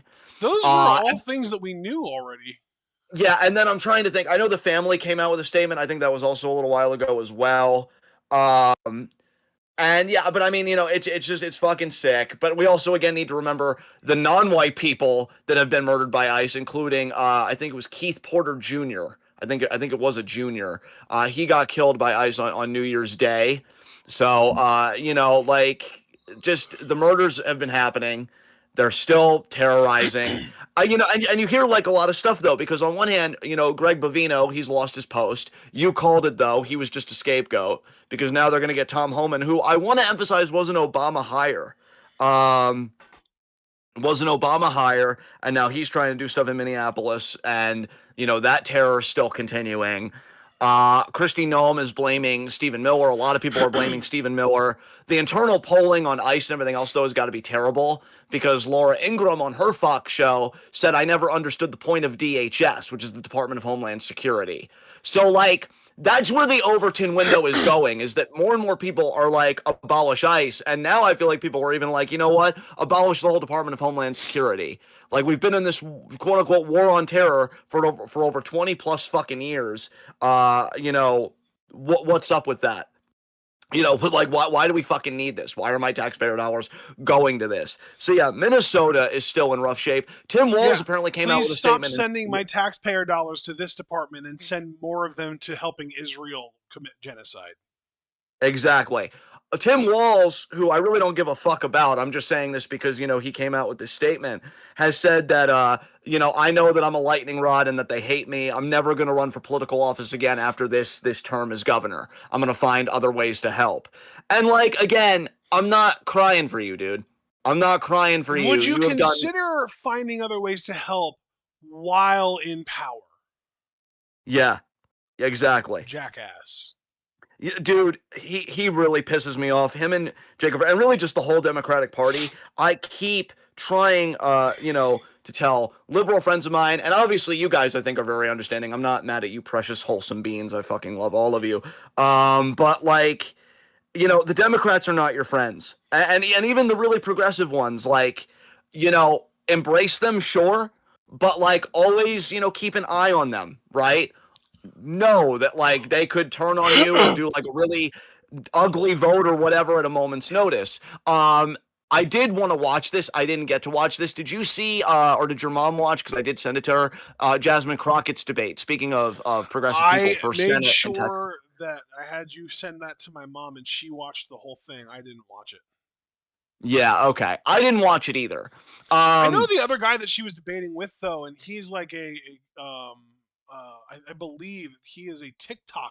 He is like a TikTok politician. Like I think he's held a political seat in Congress for a little bit now, and he was one of those like very rare politicians who wanted to be as transparent as possible about what was going on in Congress, and he was like basically documenting it on TikTok. I TikTok, which by the way, I'm glad you brought up TikTok, because my God, is that going Oh, to yeah, shit. I've heard that it's been fully acquired by the U.S. now, and it is absolutely just cooked. Like you're not allowed to be anti the regime at all on there. Period. Yeah, dude. Not only anti-regime, and it's pretty much the same thing, but just to really be emphatic about the point, you can't be anti-regime, and you can't even mention Epstein apparently, or Israel and the genocide. Like, yeah, and again, I am not like pro-China by any means. I don't know enough about it to have an informed opinion, but facts are facts. When it was owned by China, there was a far wider berth of free speech. That's just the way that it fucking I is. wonder. Like, I wonder if there's going to be a new uh, sort of how do I even phrase this? Basically, what I'm trying to get at, I wonder what the next TikTok is. What is going to be the next big sort of open source, free speech, social media type thing where people share like what's really fucking happening in the real world that's not overcrowded and overrun with Nazis and not overly censored by a government, etc. I mean, I don't know about open sources because I don't know like the specs of it, but Well, Blue Upscroll Sky is seems to open be that source, right now. but I don't think that Blue Sky is necessarily going to be big enough to be considered that next big thing. Well, I mean, have you been hearing about Upscrolled? Because everybody that was on TikTok that had a presence there is just going to Upscrolled, because apparently the person that like Oh, made it might even like either have had family like in Gaza or whatever, or they might even just be Palestinian oh and like wow. have history with like Zionist abuses and stuff. Yeah, I've So never like heard of it. yeah, you know that they're not going to censor that shit. Um, So yeah, TikTok is in the fucking toilet. Apparently, the More and more people Upscrolled are, yeah. app has already hit #1 on the App Store. Yeah, doesn't surprise me. Doesn't surprise me at all. Um, so yeah, I've mentioned Minnesota, not really too much new there. Did, I will say, because Minnesota and Iran, um, Iran. well, because it's apparently rumored that U.S. might be gearing up for a strike on Iran, because they've been dealing with the big protests against the Islamic Republic. And now there's been limited restoration of the internet. So more new things have come out. Young people are still clashing with kind of the Iranian guard of the government, and this and that. The Time magazine, actually, a little while ago, they put out a piece that said the death toll right now could be 30,000. Which is just insane to me. I'm like, Jesus fucking Christ. So the U.S. could be planning something against Iran. Um, because it would be geopolitically convenient for them. Russia, China, the US, everybody's kind of eyeing Iran. And here I am just like, what if the Iranian people just, I don't know, self determine the course of their own country? Yeah. Radical idea, but I thought maybe we could give it a fucking try. If Uh, only. so. So yeah, that's happening. I don't know. I still need to get specifics on this. But there might be new tariffs or something levied on Cuba. Uh, because now everybody's saying that the U.S. is trying to starve Cuba out, which of course they are, because the U.S. has been adversarial to Latin America for fucking decades. So yes, that's Forget, also bro. fucking happening. This is not a political thing, but you said something that reminded me of something that popped me, and I just wanted to share it with the class. Yes. So I've been very hyper fixated on Facebook Reels lately. I've been watching a lot of Facebook Reels, and one of the types of videos that started showing up in my feed recently is teachers talking about out of pocket shit that their students say. And one of the ones that came up was one of the kids mentioned that they were born in Cuba. And the other kid was like, "Wait, I thought you were Caribbean." Oh God. Oh God. Yeah, yeah, that tracks. Um, so yeah, Cuba's being fucked with, Iran's being fucked with. So that's like stuff on the international stage. Canada isn't really faring much better because I know Mark Carney got a lot of brownie points from people with like, what a strong speech and this and that. He's talking to the former conservative prime minister and taking advice from them. So it's too perfect, honestly, because we always say liberals and conservatives are two sides of the same coin. And that's why when everybody's like, oh, Trump's really eroding free speech, which, like, yeah, the First Amendment's absolutely being shit on right now under this regime. But are we going to forget that the Biden administration did nothing about police going to college campuses with students protesting the genocide in Gaza and beating the shit out of them and intimidating them? Yeah, I'm not. I'm not. So, once again, all power to all the people. I And know, yeah, I know that you are a wonderful person, and I know that you're a leftist, and I know that you fucking hate conservatives, and I get it. But when you go out of your way to mention how awful previous Democratic presidents sound, you sound so much like a Republican. you know what? That's fair, and that does hurt me a little. I'm not gonna lie to you, you putting it like that, but I mean, I get it. I feel like I've been pretty fucking critical of this regime too. I just need people to fucking get like this was a concerted effort by both parties. Like the groundwork for this has been laid for a long fucking time, and it was a conjoined effort. That is my point. Again, I've said it over and over again. You look at these private prisons and what they're doing with ICE. Biden expanded private prison contracts, which that I kid sound like Republicans. Republicans don't give a fucking shit about that. So I just it's frustrating because and I say it too because it's really looking like Gavin Newsom's going to be the 2028 nominee. And then guys like me are going to have to be told you have to vote for Gavin Newsom, which makes me want to fucking kill myself. So, yeah, like it's not fun being an American. It's not fun being an American. And it's not fun being a non-American targeted by America because it's the imperial core with just the largest fucking military wanting to do whatever it wants. And that leads to our main event on politics, because Jesus fucking Christ, everything's on fire. But again, the people are holding strong to their credit. New York did a mass strike on the 30th, which I think was wildly successful. I saw some photos coming out of that. There was a protest in LA that really escalated. They destroyed an ICE detention center. So again, being honest about the suckiness, being honest about the fear, but there is still things happening and there are still beautiful things happening, and we need to look to that too to have it even handed. But let's talk about the latest batch of Epstein files that dropped, shall we? Jesus fucking Christ. So they've already apparently rushed out and denied like any mention of Trump as being like false or unfounded. Now, granted, there is like a block of the files that seemed like they came from tip lines or whatever, which that's kind of a different thing because you have to verify those and really judge the veracity, the truth of those. And that's fair. So I won't even touch those. But yeah, Bill Gates got fucking cooked in these. You know what's so funny? I knew What about was his it? divorce. Didn't he catch like syphilis or something from like a Russian prostitute or some crazy shit like that? Yes, yes. Um, Oh man. and he wanted to give his wife, what's her name, Melinda Gates or Melissa Gates. Um, he wanted to give her like STD medication, like without her knowledge, and he tried to get Jeffrey to hook him up. Jeffrey was straight up blackmailing, excuse me, blackmailing Bill and saying like, oh, you wouldn't want this to get out, right, or like whatever. And I thought we had this understanding, Bill, and this and that, and just really kind of strong arming him in a way like, you're not fucking with me, are you, Bill, kind of thing. So he had Bill Gates by the balls.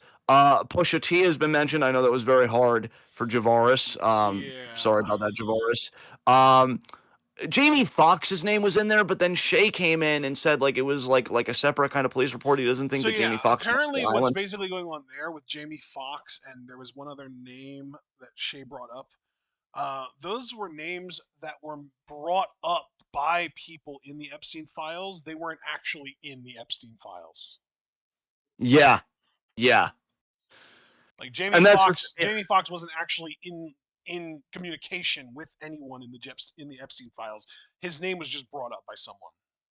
Which, that's a relief because I'd like to like some people when this is all fucking over. Most importantly of all, though, I'd like justice for the actual fucking victims, which will not come as long as this regime's in power. Um, Sammy and Sosa was the other one. Sammy Sosa and Jamie Foxx were both mentioned by people in the Epstein files, but they weren't actually like in the communication in the Epstein files. right, okay, okay. I don't know if Um, you know who Sammy Sosa is. He's a former baseball player who held the home run record at yeah, one point. it resonated. But the big thing, folks, with these fucking files. So again, there was a lot. There was more stuff about Trump that again was denied. Pretty much like, oh god. Okay, so explicit content here. He had oral sex on him performed apparently with an underage girl, Wait, who's this? and Donald Trump, Oh, Christ! and What didn't he fucking do? exactly, and apparently she accidentally bit him while performing this act and he smacked her and stuff like that. And apparently there was another email I saw circulate among friends because there are so many fucking files, bro, that like you never know what somebody in their own interest, right, is going to highlight. There was another one where he threatened maybe like a 12-year-old girl or another 13-year-old like, "Oh, I can make you disappear," pretty much like threatening to fucking kill her. And I think he said I'll kill your whole fucking family. So the dude, if we needed any more fucking proof, is a fucking monster. Yeah. Uh, so yeah, but but if you are like me, which thank Christ not many people are because it would be a deeply unhealthy society, uh I do have a dark sense of humor about some things. And the one dark chuckle that I have been able to have about all this Elon? is that Elon Musk Yeah. is such a social pariah and such a loathsome human being. Even pedophiles are like, that loser isn't coming to the party, is Yeah. he? Like, oh god. Because he wanted to come and spend time on the island. Now I don't know Dude, if this was yeah. honestly, this recontextualizes the 2024 election for me because Yeah. Elon was so happy to be on that stage with Donald. He was like, finally, I get to be on the stage with the cool kids. Yes. Jesus fucking Yes. And it's never going to be you, Elon. And you know the whole thing, what it recontextualizes for me, bro, because you talked about it recontextualizing the election for you. For me, it recontextualized almost like his self-righteous. Oh, Donald was in the Epstein files, but I'm not. I never went to that island. Yeah, because they didn't want you, bro. You made this whole thing. You made this whole thing You like I'm really a tried principal to man. get in contact with Jeffrey directly, and he forwarded your shit to Jelaine, and she was Yeah. like, "Oh, I'm so sorry, hun, but it's just never happening again." Yeah. What a fucking loser. Your daughter hates you. The world hates you. Your Oh, own chatbot turns against you. And no matter how many times you reprogram it, you're in your own personal hell. And even pedophiles are like, that dude's a fucking dork. Keep him away from me. Dude, off yourself. Like, it's the only way. Like, I'm sorry. I normally don't like saying stuff like take that a on the step podcast. back. I'm quoting Yeah. Tom Cruise's character, Les Grossman here, I believe it was. Yeah. In or Lev Grossman, it might have been. I think one of those names is the name of an author who wrote The Magicians, and the other one is the name of Tom Cruise's character, who is based on another famous pedophile actually in Hollywood. I forget the guy's name. It's not Dan Schneider. It's the other one. The Uh, one that made Jeepers Creepers? no, no, no, no, no, no, no, no. Far more prevalent. Big name. But Roman Polanski? no, no, no, no, no, no. Hollywood, John. Hollywood. Well, yeah, he Uh, was Hollywood. Dude, he was an Oscar-winning fucking director. Like, yeah, he oh, was Hollywood. Um, Oh, so yeah, well, I don't know I that. don't remember. He was a director though. I don't remember. I don't remember. It doesn't fucking matter. You know Right. what? I'm gonna Google it. What was you know what? Fuck that. I'm gonna Google Tropic Thunder cast. We're gonna get down to this goddamn answer. It was Les Grossman. I thought it was. Okay, Uh, okay. who? Come on, fucking goddamn it! Who is Les Grossman based on? Come on, you fucks. Happy February, everybody. Yeah, we just crossed over. Oh man. Harvey Weinstein. There it is. Oh, of course, of course, of course. All right, please Yeah, continue. no, but like his character in that movie is based on Harvey Weinstein. And he has a line in there where he says, take a step back and literally fuck your own face. Yes, yes. Um, yeah, yeah. Elon is just that fucking terrible.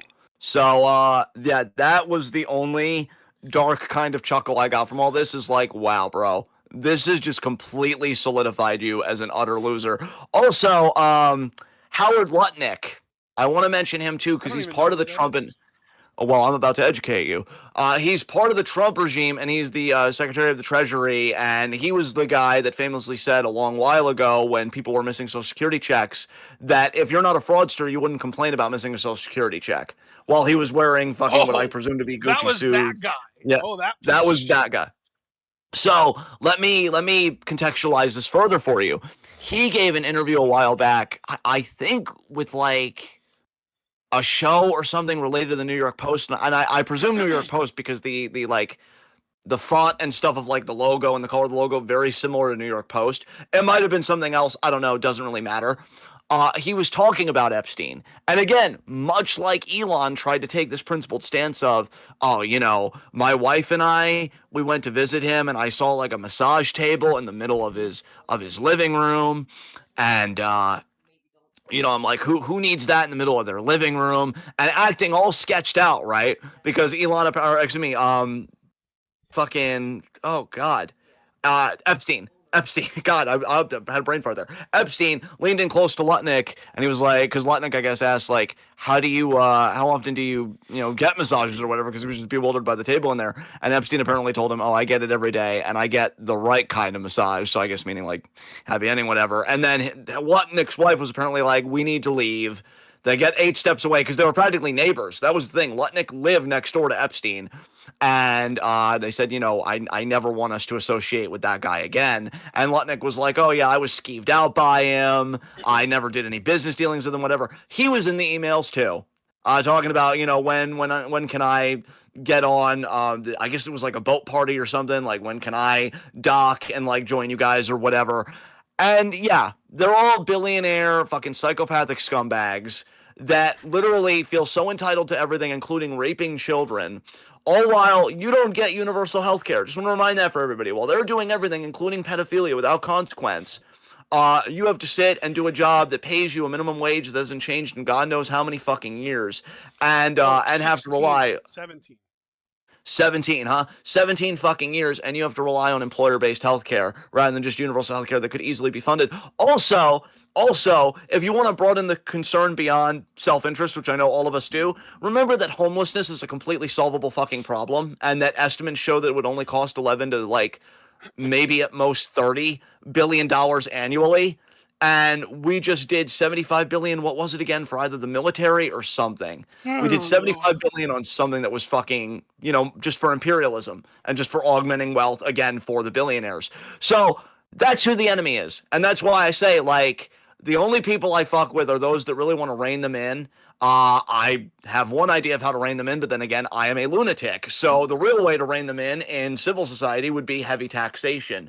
So anybody that's for that, good. And that's one reason why I'm already sour on Gavin Newsom. He thwarted a billionaire's tax in California. He's not going to be hard on the fucking billionaires. I don't think he is anyway. He may rhetorically say he will be. But then policy wise, he'll pivot because they always fucking pivot. I want people that are serious about fucking action at the very least.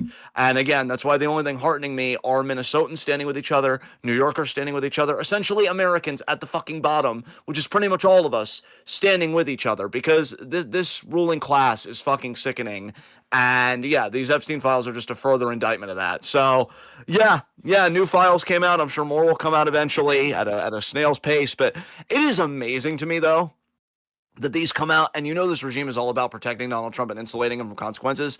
And like either they're doing a horrible job at redacting or what, because even the stuff that's come out is so damning of him, let alone every other Yeah, like billionaire kind of in yeah, that orbit. yeah. It's crazy. Like I didn't even tell you guys all the stuff that I've seen because I don't want to really relive it. And I know we curse and do a lot of stuff on the show, but I still feel like there should be a level of like, okay, relax a little bit with all that. So, I'm kind of putting a filter on it.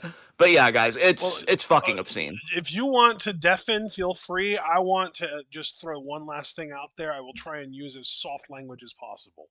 No, dude, go ahead. We're all friends here. You can go ahead. So Fucking I, yeah. I ended up seeing the same thing that you brought up to me the other day about how Trump would actually, and these were like, again, pubescent, not even post-pubescent, just pubescent girls, like 12 to 14 years old. He would use a finger to test the tightness of their crotches to see who he wanted to rape, basically. Yeah. I Hmm. mean, Jesus, that story alone should be enough to land the man in some kind of federal institution. It is just crazy to me. And since you've already broached that, right? This is going to be the last thing I say about it, just generally, not even as like a commie, but just as an American living in America. It is crazy when you learned about like Watergate in school, right? And it seemed like the biggest fucking thing. Like, oh my God, how could Nixon do this? So much. You could even take the Epstein stuff out, and there would still be so much that this regime has done that makes Watergate look like child's play. Yeah. From the cryptocurrency fraud to the wanton imperialism, which I mean, every president I should be held mean, accountable for that. But we're the focusing on this tariffs regime. are blatant insider trading. Exactly. Yeah. Right. And like that's why I'm saying, look, you're right. Rhetorically, maybe I'm not always the most like, I need to think more about optics and stuff like that. Voting can help, but I really think we need to be more selective and more principled in who gets our vote. I could understand voting for Kamala. I'm just being truthful right out of the gate. I could not understand voting for Gavin Newsom if he's the nominee because this dude is already pandering to fucking right wingers. On his show, he has licked the boot of Ben Shapiro, Charlie Kirk when he was alive. Some other guy, it might have been Gavin McGinnis, who was the like former leader, former big guy in the Proud Boys. Like he wants to pander to right wingers. And it's funny because his social media team has more political tact than he does. Because all those tweets you see of him body slamming Trump and stuff, that's not fucking Gavin. That's his savvy social media team that he's hired that have more political acumen than he fucking does because they know where the winds are actually blowing. He's a fucking career opportunist. And like, if he becomes the nominee, which is looking pretty likely, but a lot can change, what like I understand that anything's an improvement over fascism. Like I get that, but like really, Democrats like him don't want to abolish ICE. They want to control ICE. They want everything that this regime is doing, but they want to do it their way, right? And I stand on that. And like again, that's why we just need a fucking overhaul. Everything just needs to be fucking dismantled and rebuilt. I'm so tired of this fucking binary of bullshit. I would love ranked choice voting. I would love more open options, et cetera, et cetera. Let Like, me I ask you a just, question. sure, Because sure. I mean, yeah, Gavin is literally in bed with big real estate. He's a douchebag first and foremost, and not the good kind either. However, if Gavin were to become president 2028 after a big blue wave in 2026 midterms, and then 2028 comes along, and because Congress is doing nothing to help people because we've got a blue Congress with a red president and it's just deadlocked, um, maybe we get even more blue momentum. Let's suppose that starting in 2029, there is a Democrat controlled government in every chamber except for the judicial, because obviously we're not going to have, we're not going to be able to get rid of fucking Clarence Thomas and Brett Kavanaugh and all those fuckers immediately. But let's just suppose that the Democrats actually gain control of both the Senate and the House. Gavin wins the presidency. Do you think they would actually do anything to help people, or do you think that they would just try and undo some of the shit that Trump did that were like his most egregious shit? Like they would lower the funding on ICE but not abolish it. They would, like damage control basically. Right, right. Yeah, dude, honestly, it's so hard for me to say, but like if you really wanted an answer from me in this moment in time, I really think it would be more about undoing Trump stuff rather than being proactive about meeting material needs of Americans. Because the Yeah. whole messaging of the Democrat Party is how bad Trump is, right? So like they would just go with let's undo some of the stuff, but even then, I'd be curious what they would even want to undo because when you see how, and this is not on Gavin, so I know when to blame him and when not. At least I feel like I do. But like Hakeem Jeffries and Chuck Schumer, they're so mum about like, hey, are you gonna like defund ICE? Are you gonna support that? And they're the ones, along with senators like Cory Booker, who's fucking useless, being like, oh, they just need more training and we'll give them the funding, but they can only detain this many people at one time. Like it's sickening because it tells me you just want to liberalize ICE in your own kind of warped way.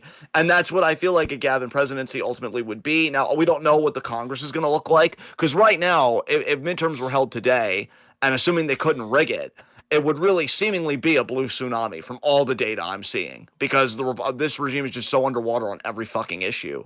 Um, but I don't know, like we need at the very least, because you know what I want, but it's not gonna fucking happen. So playing within the bounds of what we have, we need progressive Democrats. And this is where I'll give credit.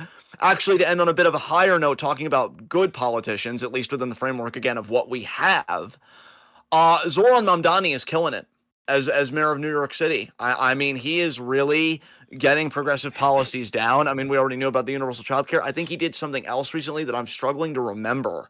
But he's actually enacting an agenda, which is even more incredible to me, given that Kathy Hochul, I do not consider her an ally in the slightest, right? Like, I think she's pretty fucking awful. So credit to Zoran. And it's like, yeah, we need, but like this whole neoliberal Democratic, that's not going to do it anymore. To me, it wasn't going to do it anymore in 2024, when the election even happened, or 2020 even. Like, the neoliberal Democrat to me has been out of fashion with popular sentiment for a long time. But now there really is no excuse. We cannot do neoliberalism again. And that's what scares me most about Gavin Newsom is he is a neoliberal. He is a guy that's like, oh, the market will work it all out. And, I'm not going to do anything about the homeless crisis, or I may do something, but it's going to be something, malicious or whatever. And like, yeah, it's dispiriting because when you see all of the popular power happening in Minnesota and New York and elsewhere, you would think a candidate would have the political shrewdness and cunning to like tap into that and be like, I'm going to represent your general will, right? Like direct it all towards me. We're going to do all this progressive shit. But no, if Gavin becomes the nominee, I guarantee you Democrats, because also with Gavin, and this is another reason why I hate him, he had Ben Shapiro on his show again. And he denied that there was a genocide in Gaza because Ben was like, well, I think the use of genocide is just an exaggeration, even though every fucking scholar and human rights organization says, yeah, this is a fucking genocide. If your own eyes and ears weren't enough. And then Gavin's like, yeah, I agree. Like, no, fucking no. Like, I am so tired. And it So really he's is got something the that, spine of Tim Walz, but he's actually more malicious. exactly. Exactly. And it's fucking crazy though. And I will say this, it's crazy that if you're talking purely about American interests, because as far as American imperialism and internationalism, I am not speaking for those fucking people, and I would not insult those people speaking for them this way. But speaking purely in American interests, Gavin Newsom is a better option than even what we have right now, and that's saying something because the dude fucking sucks. I'm sorry, he fucking sucks. Give me literally anybody else. I mean, I've heard some names floated. Like I think even a Mark Kelly would probably be better. I would hope than a fucking Gavin Newsom. He is, to me. Mayor I'll be Pete, do truthful. you think Mayor Pete would be better than Gavin? I honestly think he would be. Not by much, but I actually think he would be. Like if you want my honest opinion.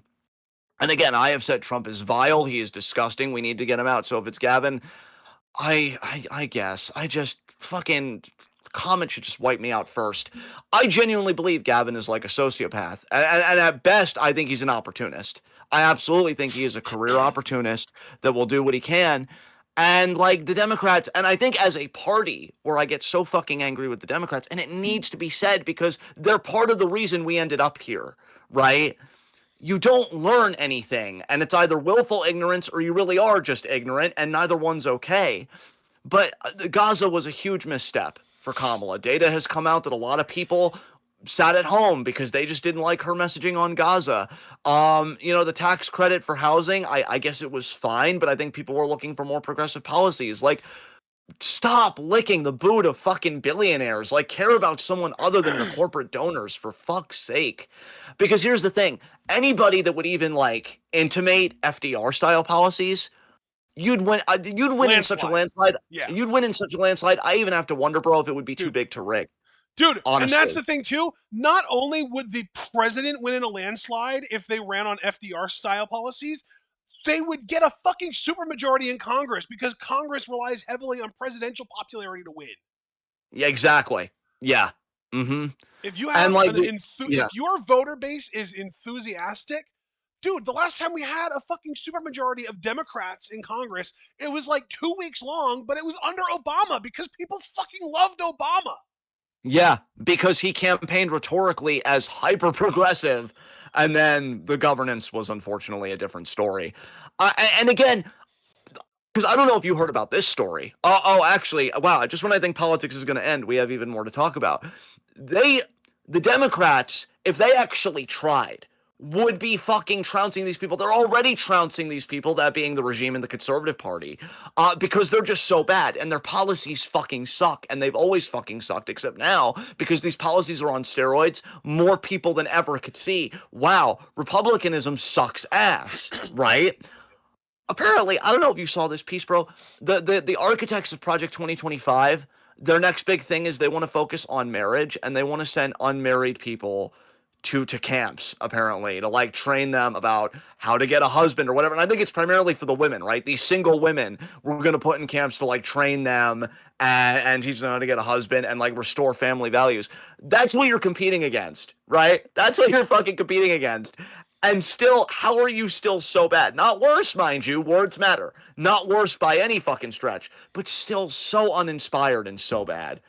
Like, we're in hell. And I'm telling you, the only people giving me hope are the people on the fucking ground fighting for shit. The unions fighting for shit, because that's why a lot of what's happening in New York and Minnesota and other places are happening is because of the unions. So all this anti-union rhetoric that I've pretty much been hearing for my entire life, it's unions making the actual positive, beautiful Yeah. stuff happen. I'm telling you, I am so, like, honestly, it's not even about Democrat, Republican, like in that way. I'm just so sick and tired of corporatists, and the whole political class are fucking corporatists, because either you're part of a corporation, literally, or you're beholden to corporations. And to me, it's a distinction without a meaningful difference. And I'm just tired of it. I want working class representation here. I mean, Javaris, I know I've seen messages from you, bro. You work your fucking ass off. I want you to get a decent fucking wage. I want you to be able to say, you know what? I'm not feeling it today, going to work and knowing you have that job security. I want all my friends to fucking have that. I want Bro, disabled people. I What were you gonna saw say, bro? I saw this is another Facebook reel that popped me. I saw a fucking video of a guy. This is, there are a lot of people who have like fucking doorbell cameras where if there's any Yeah. motion on their front porch it starts recording. This dude walked out of his front door, immediately slipped on his steps, turned around and went back into his house and called off work. Yeah. He Yeah. said, "That's Yeah. enough for me. That's enough for me to call off for the day." Yeah. Everybody should have that right. I want fucking people receiving Social Security and disabled people to have marriage equality, because disabled people don't have marriage equality. When you get married, you lose your benefits. And I want the asset limit to be fucking higher than $2,000, because there's no asset limit apparently for fucking billionaires. Right? You could just keep Yeah. like Elon Musk is on track to be a fucking trillionaire, but he can do Yeah, that. I think But he's at disabled, like 725 or 750 bill. yeah, yeah. But then Also, disabled people, I yeah, know that we don't. This isn't really like. Okay, so to be clear, this is our platform and we can use it however we want, but we don't usually yeah. have like philosophical discussions here. I just wanted to throw this out there.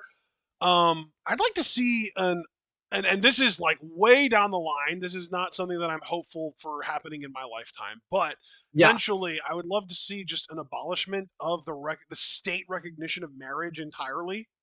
yeah, yeah, totally, totally. I actually love what Cuba has done with just kind of tangential to your point since we're kind of on this.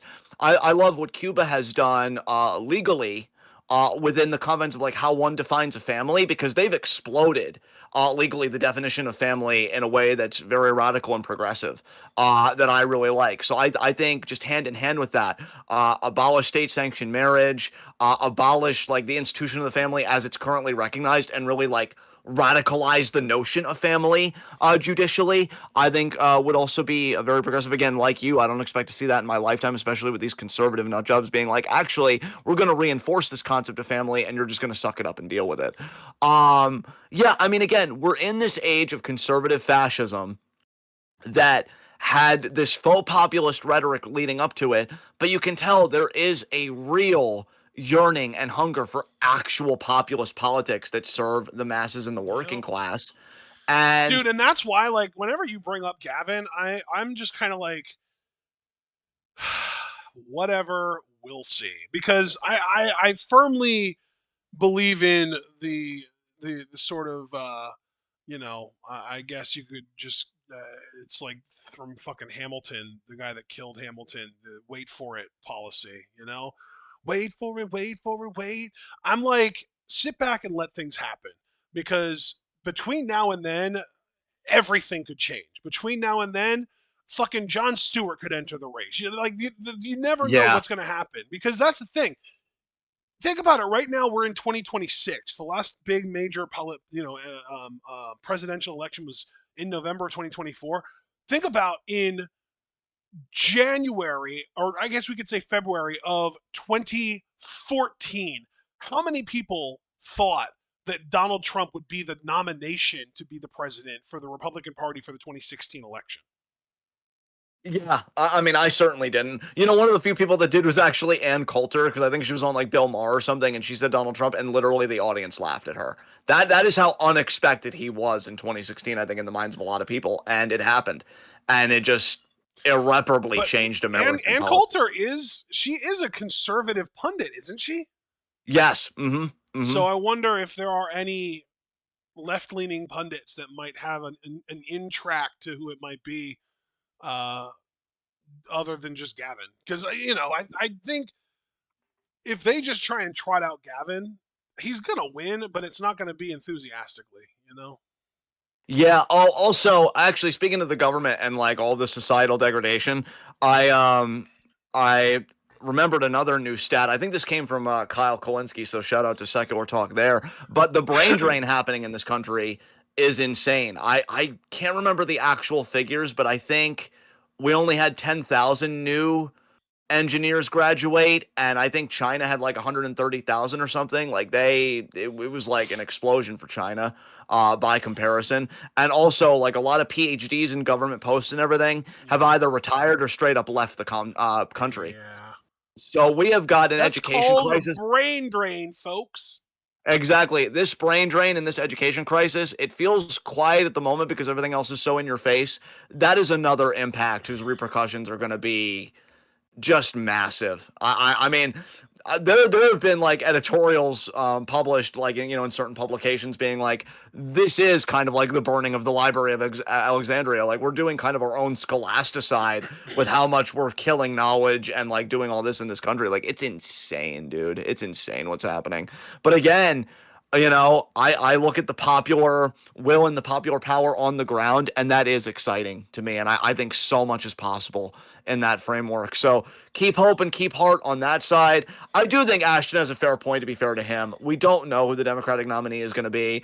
I just have been hearing that right now, at this moment in time, Gavin is the front runner, and that just makes me retch. Because again, when you're openly playing footsies with right wingers on your podcast, what the fuck are you doing? Like, I want a Democrat that's like, I'm done being civil with you. You're insane. And Hmm. we're just gonna go. We're gonna because here's Dude, the that's thing, what's dude. so crazy about Walls, though, because he was the one that initially started calling them weird. And then the fucking vice presidential debate happened, and he was like, "Oh yeah, I agree with JD on a lot of these things. You're right." Exactly. Like this conciliatory nature from Democrats to Republicans. Like we need to, and We need I a want to make a Democrat more with a general. fucking spine. And we need, and as a society more generally, if I could just make this more general point, we need to get comfortable telling people that they're just wrong again. And Yeah. we need to tell people like, I We don't need to get respect comfortable your, yeah, telling people that the thing they believe is not an opinion, it is an incorrect belief. exact there. And you know what? That's Not how I'm going all to end it because opinions yeah, need to be believed to be valid. exactly, Like, if you have an exactly, opinion that black people don't deserve rights, fuck you. eggs.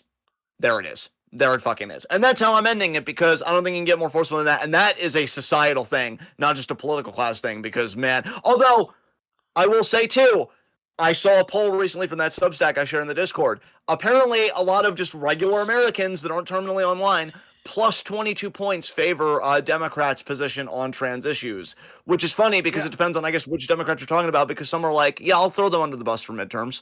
And it's like, Yeah. Jesus fucking Well, no, you know Christ. what though? You know what though? Here's the thing.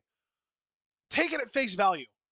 The Republicans have painted the Democratic Party as the pro trans people party, and that is what the general populace is going to view that as.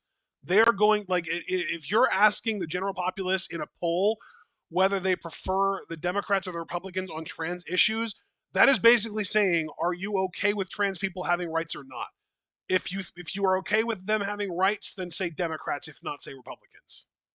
Exactly. That's pretty Yeah. much what that question is. Like, the Democrat, there, it's not, these polls are not meant to have nuanced takes of, are you on the side of Republicans who want the trans people to have no rights, or are you on the side of the Democrats who want trans people to maybe have rights if the situation calls for it? Exactly. But the idea that that's where public perception is on that, we know public perception is now net positive on immigration. It's funny that like far right politics are so fucking odious. It might actually be making the people, not to like a radical degree, mind you. I don't want to overstate it, but it does seem to be making people socially more progressive. Like that's Yeah, insane to me. yeah. It's like, Well, because yeah, that's the thing too, is like, it's so crazy to me that, like, we saw that one memo from last year where there was like a Democratic, um like, what are they called, like a strategist, that's what the word is, like a Democratic strategist talking about how we basically need to lay off on the trans issues, and now it's like, no, actually, you're strong on trans issues, you need to keep pressing that. exactly. I mean, commentators again, shout out Kyle Kalinske, Secular Talk. He has said, like, we need a Democrat now that you can focus on the economic issues without throwing social issues under the bus. Like, I promise you, you can, like, juggle and keep your eye on multiple balls at once, right? And that's the kind of candidate we need. I'm not going to, like, if I'm part of the political class, my platform isn't going to be raise the minimum wage, but yeah, we'll leave the trans stuff to states' rights.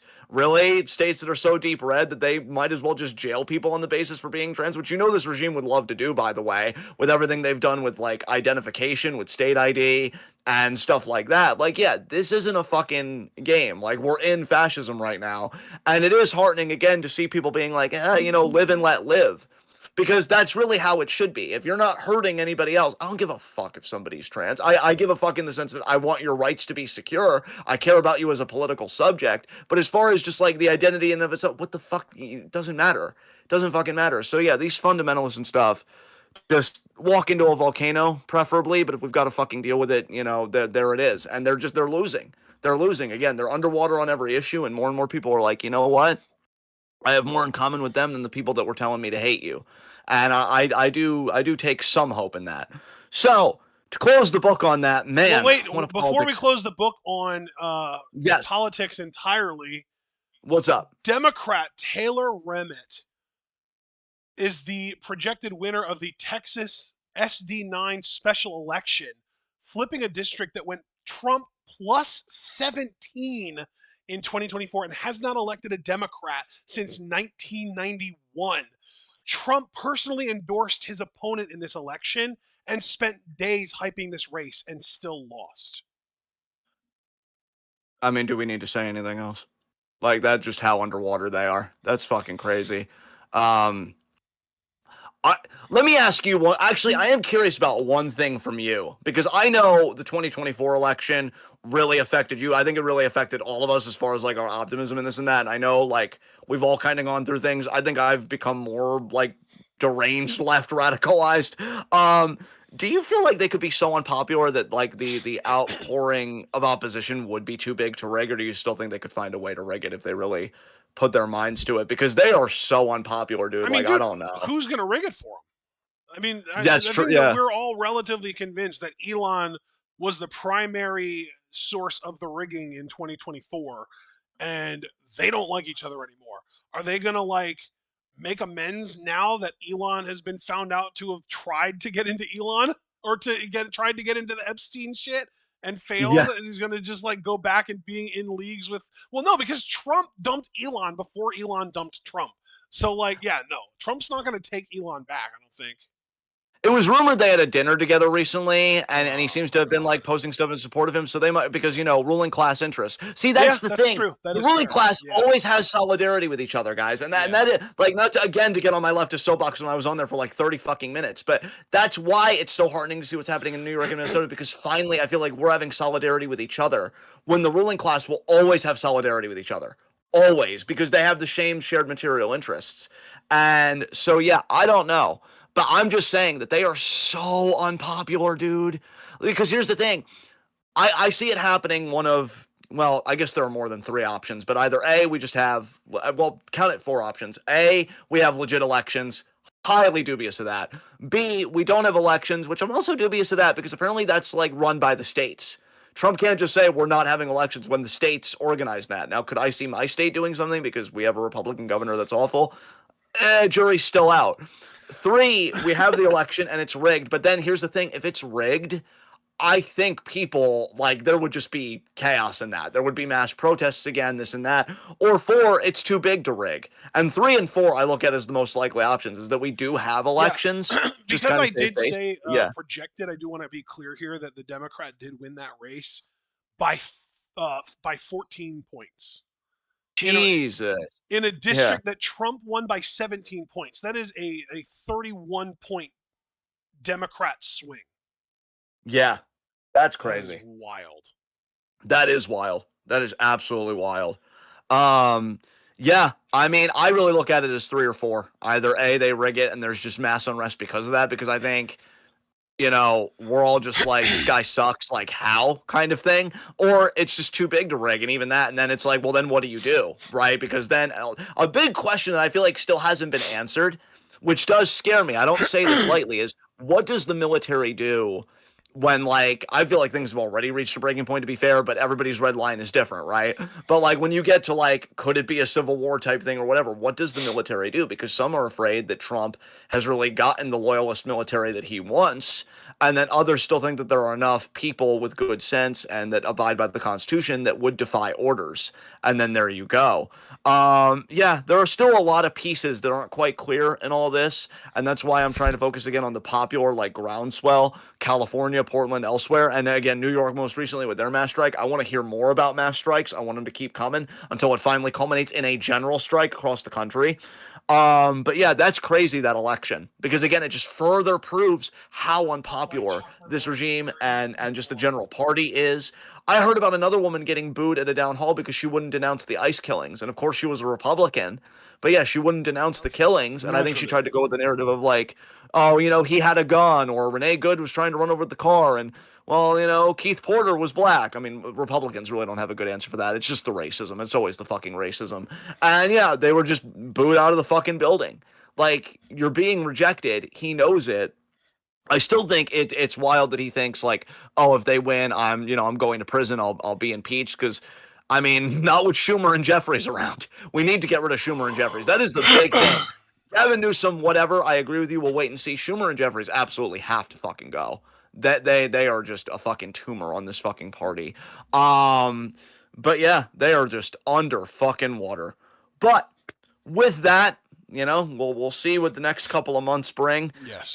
Let's move to popular culture. And bro, should we just talk about the thing that you and I both loved so much? Wonder Should we just open with that? Man. What look, I'm actually gonna give it to Ashton because I love hearing his opinions breaking down this stuff, and I've talked considerably in this segment.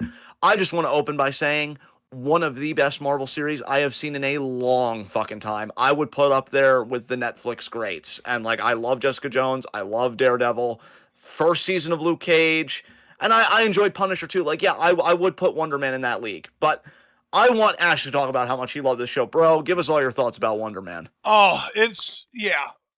The really I have to lead with my favorite thing about the show, which is the performances from Ben Kingsley and Yahya Abdul Mateen. The chemistry between these guys, their performances as individuals, especially Yahya Abdul Mateen. Ben Kingsley's great, but Yahya to me, like, do you ever experience something so good that it makes you feel sad that you didn't get to experience it sooner and more frequently? Because Yes. that's what I felt watching Yahya Abdul Mateen's performance here in Wonder Man. It made me feel sad that I haven't watched more of his work, and it also made me feel sad that he wasn't cast for a bigger role in the MCU. I said while we were watching this, I wish he would have been cast to play Reed Richards in the MCU. He would have been an amazing Reed Richards. This character, this Simon Williams character, would have been a literal one for one replacement for Reed Richards. He literally came off like a Reed Richards type character, where he is like this super in his own head genius type character who is really awkward and sometimes a jerk to people when he doesn't even want to be. He's not trying to be. He just isn't really socialized that well. It's very autistic coded, and he played it so well. It was fantastic. Ben Kingsley as Trevor Slattery was also great. I loved their dynamic. I love that Trevor basically became Simon's mentor very early on in the show, despite the fact that he was actually brought in on basically a plea deal, trying to get more information, trying to help the Department of Damage Control bring Simon Williams in. I love the setup of the show. I love the premise of the show. I love the acting of those two guys, especially. I love the random cameos. I love the story. I love the two individual episodes that we got telling the backstory of certain things, like the one with the doorman telling the backstory of why there is a doorman clause and why Hollywood doesn't accept superheroes anymore. And then the other one where we got the backstory of Simon specifically, where we got to kind of see him as a kid and his dad showing him Wonder Man because there was like that moment when he was at school where there was like a bully picking on kids, and his dad was like, "Oh man, you sure do got a cough today," and he was like, and he was like, "Yeah, that sounds real bad. We got to take you to the doctor." And they go see a movie instead. That was beautiful. I loved this show, and honestly, the coolest thing about the show is that there there was really only one moment that I wish we could have gotten more out of, and other than that, I would say that it was pretty close to a perfect show.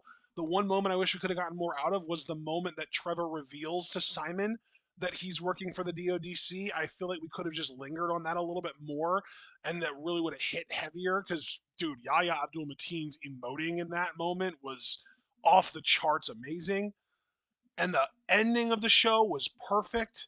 I love that we end it on kind of an ambiguous note where Simon rescues Trevor, and then it's like, okay, what fucking now? Those guys are just on the run from the federal government now, I guess. So, okay. Can't wait to see what happens next in that story. I wonder if they're going to show up in the Vision Quest show that's going to be coming later on this year, or if there's just going to be a season 2 of Wonder Man. I don't know. We'll see. This show was magnificent. I had said to you, just to kind of reiterate what I had been saying to you while we were watching it, it felt like almost like a slice of life MCU property, very grounded, nothing extravagant, no like galactic alien threat or anything like that. Just a guy that never really had any friends, like had a hard childhood, from like social alienation and stuff like that, that had to contend with the powers that he had, and really developed a love for movies and theater. Like, he's a straight up cinephile, incredibly passionate about it. And Trevor Slattery, being the friend, and the friendship was just so beautiful to me, and I love their chemistry. And actually, I gotta say, it's so wonderful to see a male friendship like that on TV, because you had made the point very saliently when we talked about it, like, that Simon was kind of a commentary on male rage and how you heal from it and you manage it and this and that.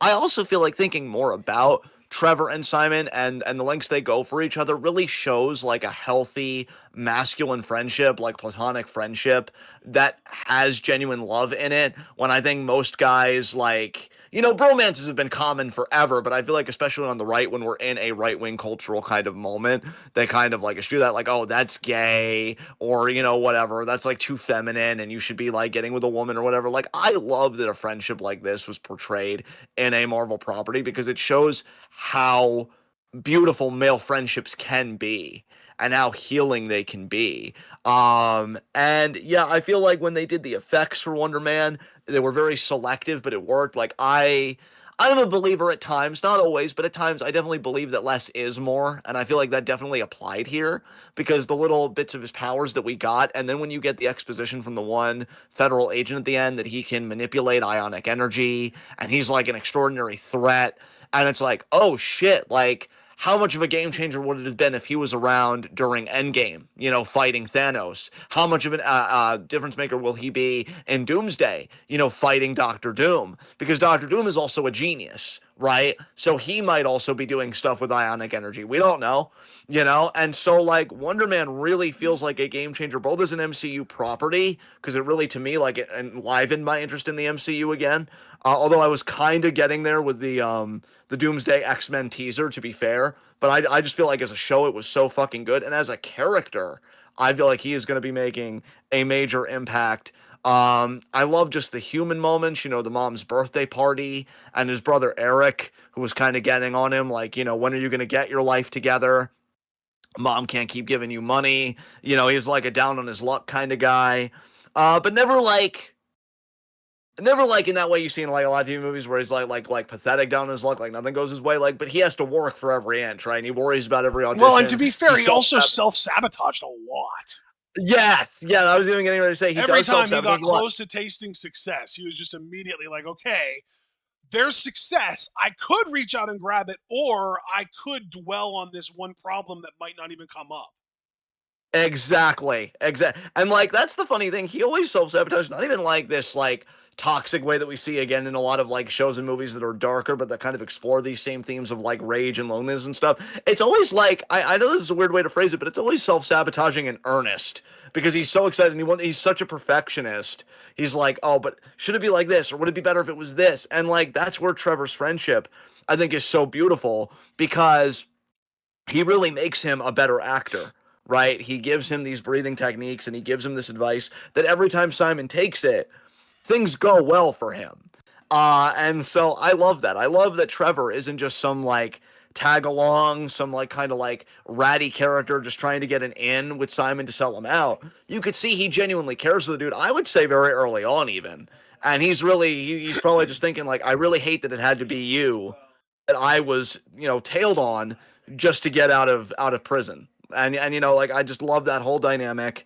I love too that they had a chance to be like really lazy and take like a really lazy pot shot on the episode where they have to work with the guy, what was his name, like Jason or Jaden or something, who had the GoPro when he recorded Yeah, Jaden. It Simon. was Jaden.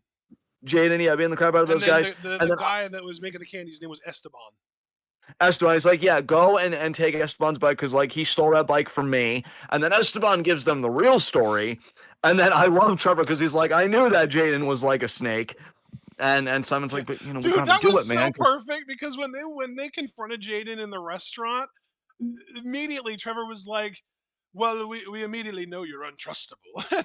He was just Yeah. immediately onto him, and then they go to Esteban's house, and Esteban tells his side of the story, and Trevor's just like, "Oh, I knew we couldn't trust that Jaden guy." It's just, I Yeah. just love, so goofy. I love it. Dude, he was such a mood. I loved him. And yeah, like you could have done like a cliche and really like I'm just gonna say like a racist stereotype with Esteban, where it's like, oh, you guys are actually making drugs here, whatever. So we do have a legitimate reason to bust you and give Jaden what he wants. Nah, Esteban's on the up and up. Esteban's a good fucking dude. He gives them a chamoy, this spicy candy that honestly appealed to me. I'm like, I'd like to try some of that.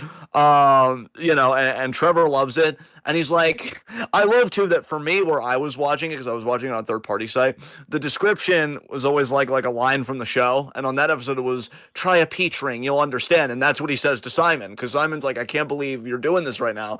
And Trevor's like, try a peach ring, you'll understand. It was great. It was great. Yeah. So yeah, Really good. I That's just the yeah. other thing about this show that really neither one of us has talked about much yet. It's funny as hell. It's a great comedy Yes, show. yes, yes.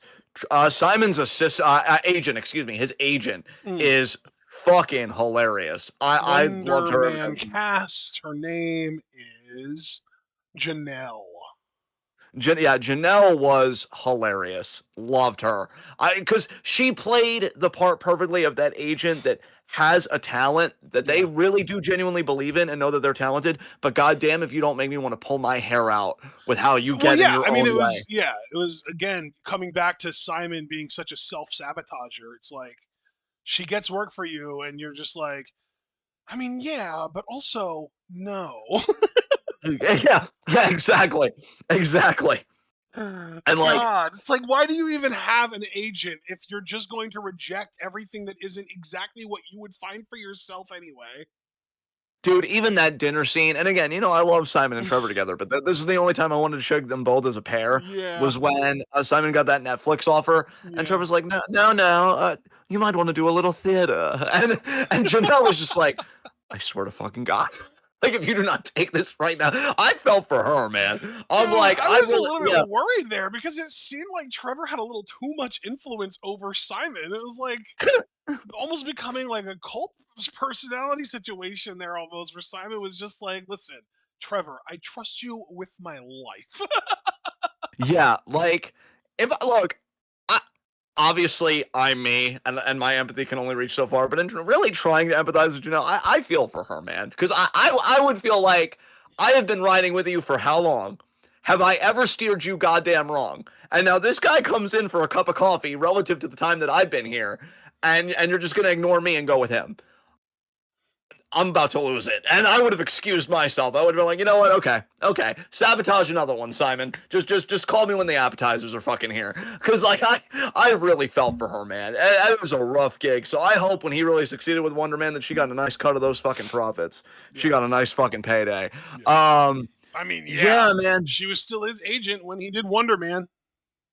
Dude, even on like a technical level with like how it was shot and like, when the title would show up, like when the graphics were placed, I feel like a lot of the imagery in this show was great. Yeah. And it really says something when there isn't a bad episode in this show, but my least favorite was the Doorman episode, and that isn't because like anything was bad in and of itself. I just loved the Trevor Simon dynamic and I loved being in Yeah. that world that I couldn't wait to get back to it. And So to be like fair, that this just the shows Doorman everything that episode was was also the only episode that didn't have color exactly, yeah, until the until the very very end end. when we Yeah. saw till we saw that Simon was Also, actually I do want to watching. just briefly go over this because Super Blue has no clue what the fuck we're talking about. We're basically Yeah. talking as if everyone knows what we're talking about and Super Blue doesn't. So, Wonder Yes. Man is a Disney Plus Marvel Spotlight show about a guy, an actor who is a very like anal actor. Like he's very very particular about his job. He wants to like come up with a backstory for every character he plays, even if it's not a character that you need to worry about a backstory for at all. He's very much like a tinkerer. Like he's always trying to like fiddle with the script and make, like, oh, I don't think my character would actually say that or whatever and stuff like that.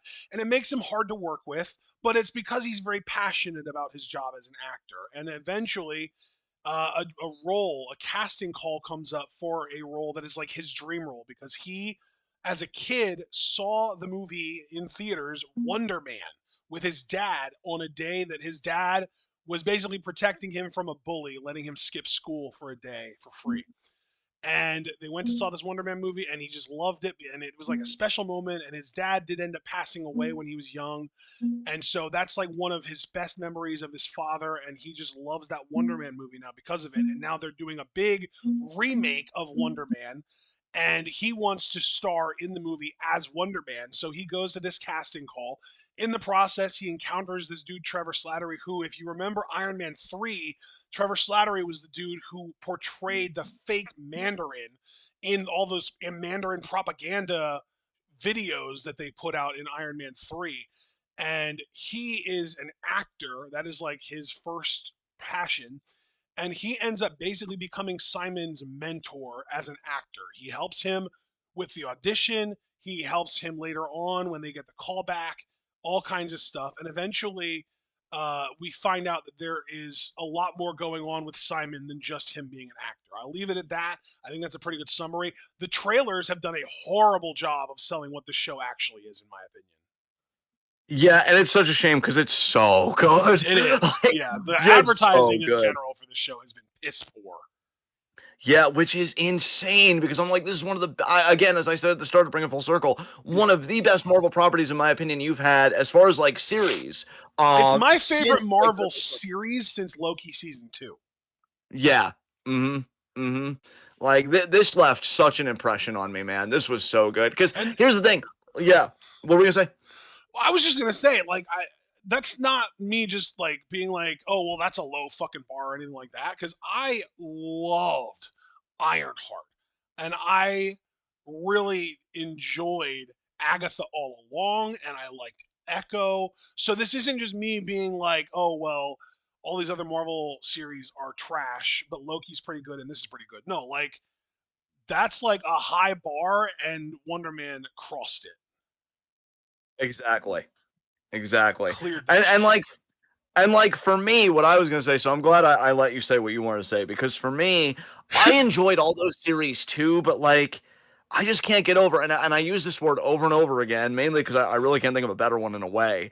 Um, I just love how grounded this was and how Yeah, human this was. Like it yeah. wasn't I extraordinary with the love the powers or dialogue. The anything. dialogue for me is one of the best parts of the show. Oh my god, dude, absolutely. Absolutely. This was fantastic. fucking fucking Joe Pantoliano. Fucking Simon walking up to him being like, that was one of the most condescending things I've ever heard in my fucking life, Yeah. God damn. man. Dude, Oh that was god. great. That scene was so fucking Yeah. good. That honestly, I say that scene, which really just means like that exact moment where they're just in that room and Simon, is like tearing him down and stuff. The entire like that entire sequence from the moment that they get to Joey's aunt's house to the time that that happens and they leave, all of that is comedy gold. I loved that whole thing. Yeah, dude, it was fantastic. Like, and again, all those other shows were great. I just feel like I was kind of burnt out on, oh, well, this is like a extraordinary being, or this is like a galactic threat. Like, it was just so human. Like, even again, going back to what you just said, him standing up for Trevor in Joe's house, because and then I love that little bit when he's breaking him out, like, oh, who played me? As oh, It's not what was important. the character? Yeah, it's not important, exactly. Uh His first guess was Pierce Brosnan. Which is so funny because I love me some Pierce Brosnan. He is And fucking I fantastic. think what makes it funny though is that Pierce Brosnan is literally like he won like sexiest man alive at one point. Like he's literally known as being like a huge fucking stud in Hollywood. And of course, Trevor thinks they got him to replace him. Yeah, love it, Ah. love it. So, I'm telling you, that man is a whole fucking mood. Um, nuts. And I will say this because for a long time, up until I'm like, so we're probably just not going to see you again until Doomsday. One person I was looking forward to seeing again was Shang Chi. Right, because Yeah. I really enjoyed that movie. Now I'm like, I can't wait to see these guys again, whenever that is. Yeah. Um, Yeah, it's funny you yeah, say that because both Shang-Chi and this show were directed by the same person, yeah, Destin Daniel Cretton. damn. Yeah, that's kind of crazy that you specifically pointed those two things out. Yeah, exactly. Um, He also, yeah. he also, Destin Daniel Cretton also is directing Spider-Man Brand New Day. Oh, That's the new nice. Spider-Man movie that's coming out this year. Okay, yeah, yeah, that's right, that's right. And it So, has Sadie Sink, right? Which I'm yeah, curious what role yep. she's gonna play. Sadie Sink is going to be in it. We're also going to be getting Liza Colon Zayas, which is from the Bear.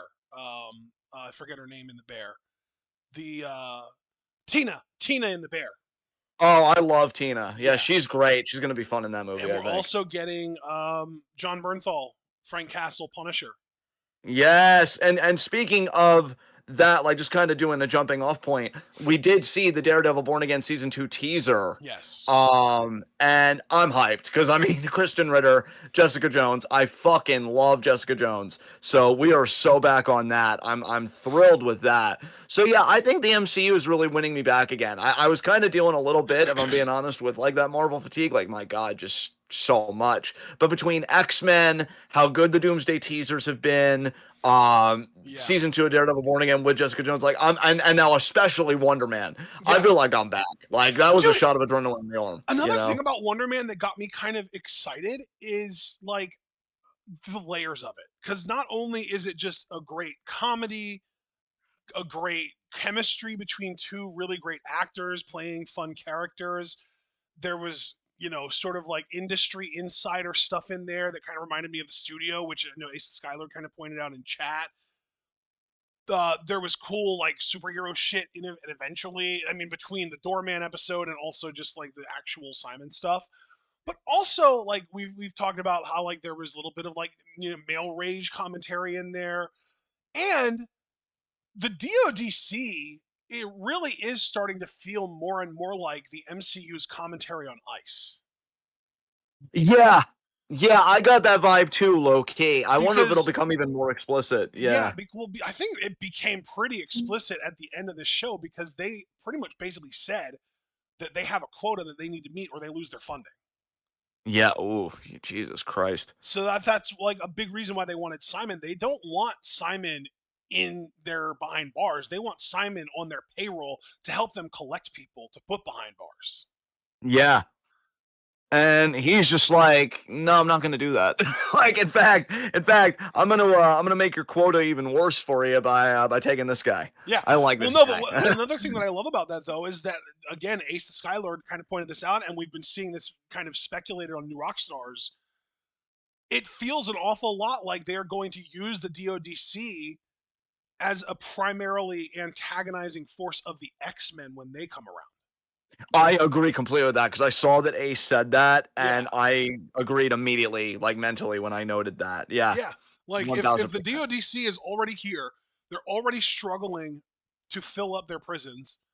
And all of a sudden now this X gene gets released into the world and a bunch of random people start developing these mutations that can potentially be dangerous. You know the government is going to be super stoked to put them behind bars.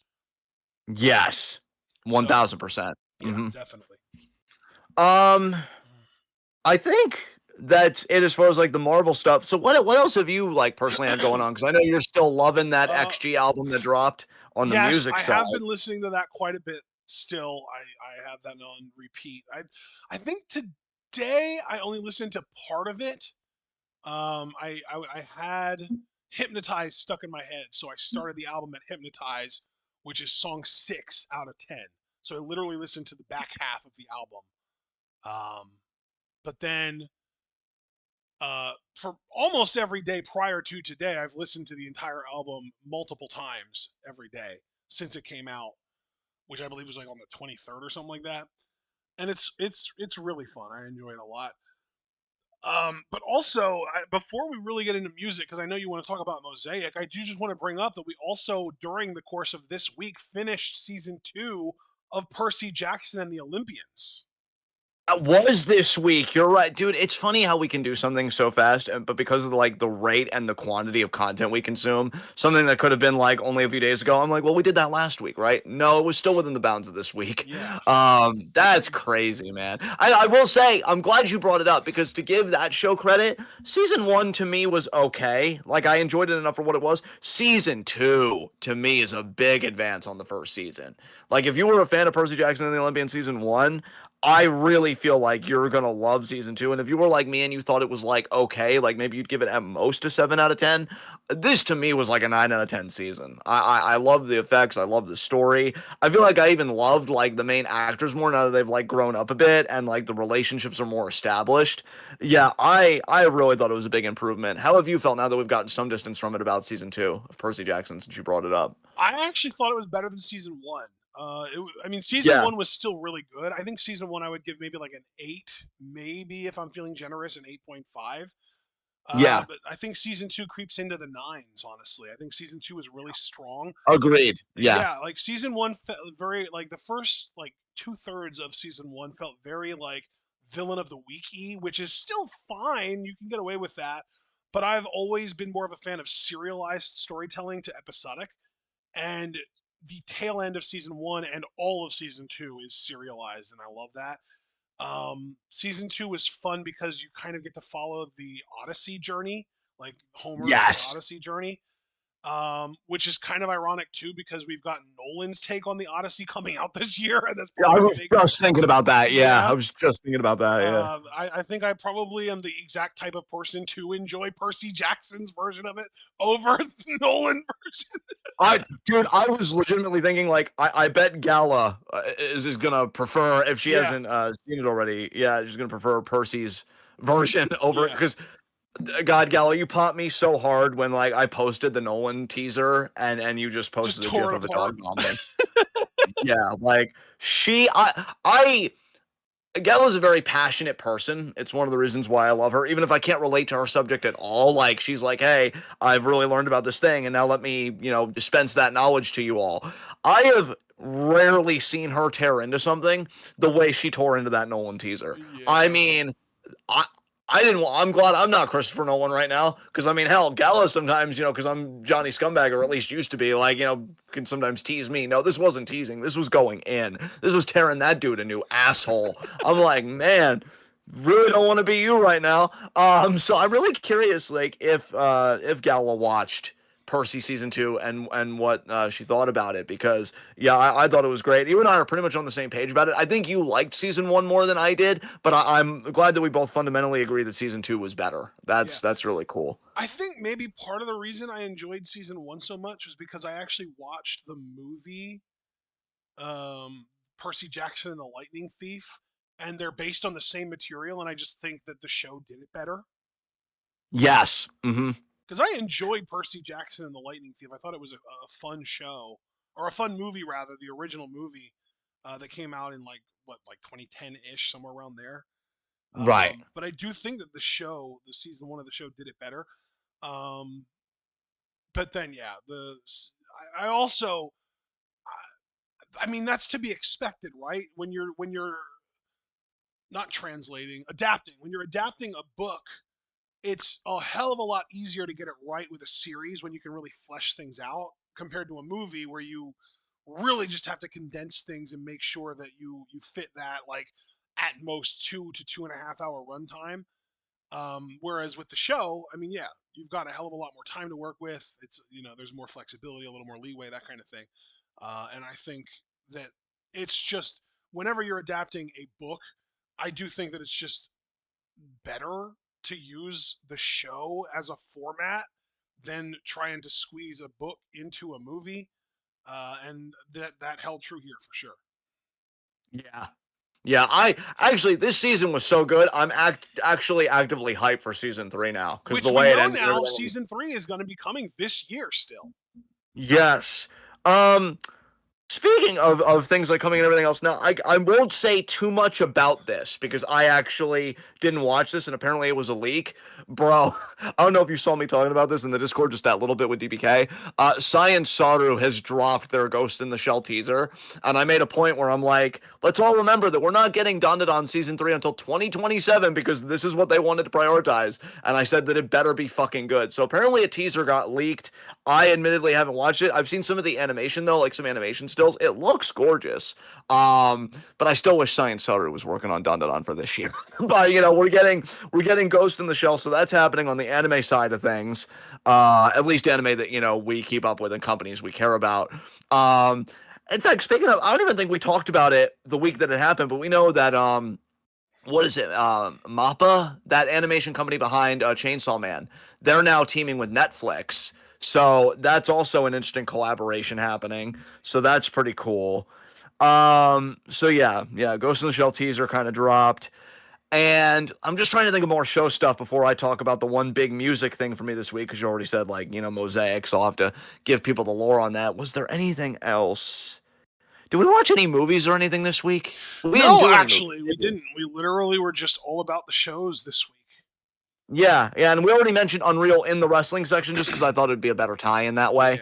week. So we did that as well. So yeah, I mean, I've still got to listen to the XG album. It is on my mind. I have watched interviews with them. Everybody's fucking precious, and I love all of them and protect them at all costs. And may they have all the success in the world. Um, but one big indie band I love is a band named Mosaic out of Denver, Colorado. And they got a new lead singer, their third lead singer, I think in like, I want to say 2, at most 3 years. So I've been with this band pretty much since the jump. I forget when I first found out about them, but they had one lead singer originally that I loved, and I don't know if he was the founder of the group or what, but I thought he was great.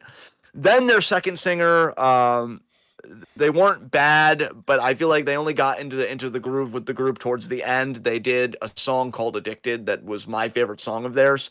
Um, but now I even checked in on them. We kind of know each other a little bit on Facebook because I'm one of their like passionate fans on there, and the band's always been very kind to me, and I'm very appreciative of that fact. They're a great group of guys. Love them. And I messaged them at one point. I'm like, hey, and this was before the second singer left. They hadn't dropped music in a long while, and I'm like, hey, where are you guys? The world's kind of on fire. We kind of need you. Uh, and they're like, hey, we always appreciate you supporting us. We promise you things are coming. And then the departure was announced, and they got this new lead singer. So I'm like, okay, well, probably like March or April, we'll get a first song from them. We got a new song from them, like, I think 2 days ago, called Ambrosia, with this new lead singer named Livingston Crane, who I said on Facebook looks like some kind of reincarnation of David Foster Wallace, or like his twin or whatever. I fucking love his look. I fucking love his name. He had his own YouTube channel where he would do like brief covers of songs. And yeah, he's just got the perfect vocal talents for this group. And I have been listening to that song religiously. It has crossed over 1,000 views finally. I'm pretty sure I've listened to that song close to 100 times, and that's not hyperbole. I would put it on a loop on YouTube, and I would be reading while it's on in the background, whatever. Like, I have been putting the views in. I don't know if YouTube counts every view or just one view from a specific IP and location. But yeah, I have listened to that shit multiple times. And, dude, I was going to tell you this during games, but I can tell you now. I go back to the song regularly to see comments and see how people are reacting. Everybody's loving him. Everybody's loving this iteration. But what was very telling to me was somebody commented, "Album, please." And Mosaic said, "We already have 5 songs lined up. We're going to get them to you soon." I think they meant 5 songs Damn. outside of Ambrosia. So I am fucking stoked. I'm Yeah. like, they did 5 songs with this dude already. I'm like, oh my God, put it on a fucking EP and get it to me. Because between that and Mosaic, and dude, I wanted to bring up to you. Okay, so just give me a second because I want to get this right. Because you're the one that introduced me to this dude, so it's only fair that I ask you this question. Are you aware? Because I know you've listened to albums and stuff. This seemed like a newer song. No, is it Noah? It's not Khan, right? Because it's Kahan. So how do you pronounce that? It is Khan. Yeah, Noah It Khan. is Khan. So Noah Khan, he 2 days ago came out with official lyric video for a song called "The Great Divide." Are you Okay. familiar with that one? So like, yeah, I haven't listened to that, but that was like in my feed, and I'm like, oh, I wonder if Ashton's heard that yet. So he dropped a song that I'm gonna add to like my liked list, I guess, to listen to later because The Great Ashton turned me Divide is on to actually this. a new album that he's dropping this year. Interesting. Well, then this is the Title track. titular song then. Yeah, this is the title track that he dropped. Okay then. So it is new. Yeah. Okay. Because yeah, thanks to Ashton, I became aware of this dude, and the song that I got kind of hooked on from him was Stick Season, which is just a beautiful fucking song. So that dropped. So yeah, music people eating fucking good out here. If you like more mainstream stuff, well, XG I feel like is becoming mainstream. They finally dropped the fucking album. They're They're not as fucking mainstream killing as it. Noah Khan is. And well, then there you go. Then Noah Khan on his side dropping a new track, coming out with an album. And if you're into more indie stuff like myself, I mean, God, my boys are back, and that is just. I mean, I have been miserable this winter. I'm not gonna lie to you, people. The temperatures have been awful. I've been really feeling my age combined with the cold, and I think it's also maybe a disability thing. It hasn't been a fun time for your boy, but when that song dropped and it was good, really good, I'm like, oh my Feeling God, I'm restored so in happy. humanity. Yeah, absolutely. Absolutely. And then I love that you bought a physical like album copy of XG's album, and Yeah. I love that for you. You've supported them from the Pre-ordered fucking it jump. back So in November when they announced that's true fucking loyalty right there, my dude. That is true fucking loyalty right there. So I love that in our own respective ways, we're both winning right now. And I think, you know what, honestly, it's fucking deserved. I'm not gonna be humble about it. We fucking earned this. And the artists that we support, they fucking earned it. it. So I'm really excited for XG. I can't wait to like be in the headspace to listen to that album. And I'm just so happy for my boys Mosaic. Again, if you guys like indie groups, especially that's more like alternative metal, kind of melodic metal sort of thing, they're for you. I've loved alt rock for like a long time. Adore these guys. Still waiting on Nevertell to drop new stuff. Although to be fair, I never did go and listen to all of Nevertell's albums. So that should be something else that I do. There's a lot of. I have a backlog of music. I didn't realize like how important music was to my life when I realized how much of a backlog of music that I have. But yeah, yeah, that's the big thing for me this week was Mosaic dropping that new track. I am just in love. Anything else on your end, bud, for pop culture that you'd want to talk about?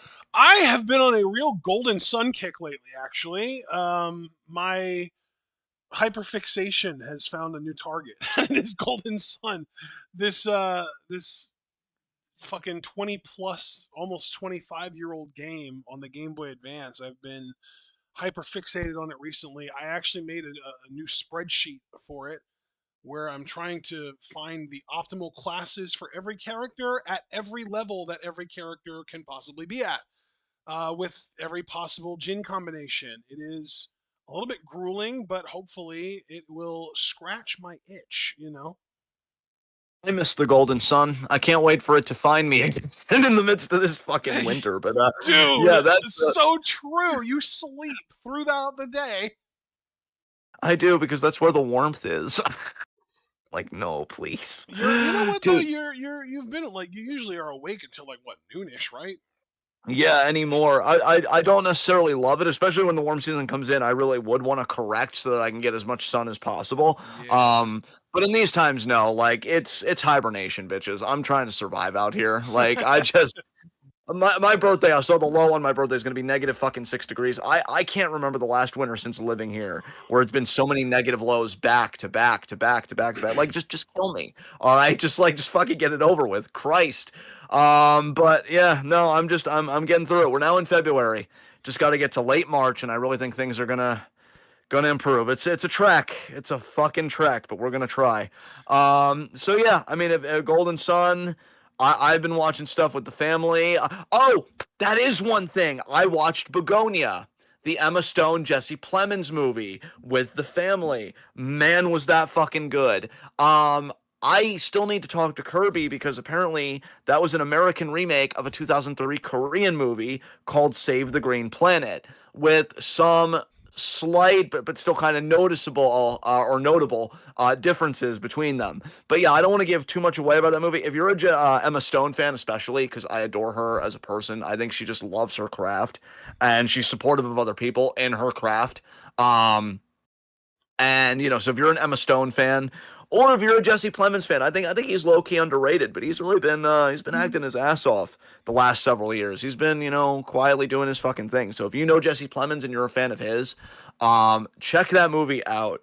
I think it's got great social commentary, great character performances from both Stone and Plemons. I love the movie. I was so happy my family and I watched it. And then we just go back to watching like reality stuff, and we're also watching The Traders, which is the kind of competition show on Peacock, hosted by Alan Tudyk, who just eats the role of host every fucking time. You can tell he's just having so much fun with it. So Wait, that's I all thought it was I'm. Alan Cumming. Is it Alan Cumming? I thought. Is Alan Tudyk even a person? Did I just make that Alan up out of nowhere? Alan Tudyk is the guy who. Yes, Alan Tudyk is an actor. Yes, that is correct. But I'm pretty sure it's Alan Cumming who is. Alan Yeah, Cumming's the you're guy right. who plays Nightcrawler in the X-Men I movies. don't know where the fuck I got Tudyk from, but yeah, you're right. Cummings is the host. I mean, to be fair, Alan Also, Tudyk does do a lot of voice work and stuff. Like he's pretty well known actor. But yeah.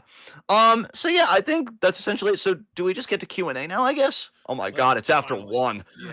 Yeah. We Yeah, are let's get we to are going Q&A. on 3 hours.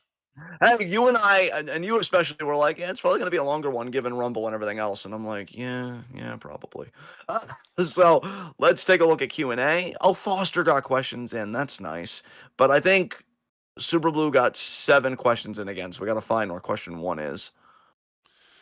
I got it here, man. I got it. Question 1 is why? Who is Taro Okada, and why is he fucking garbage?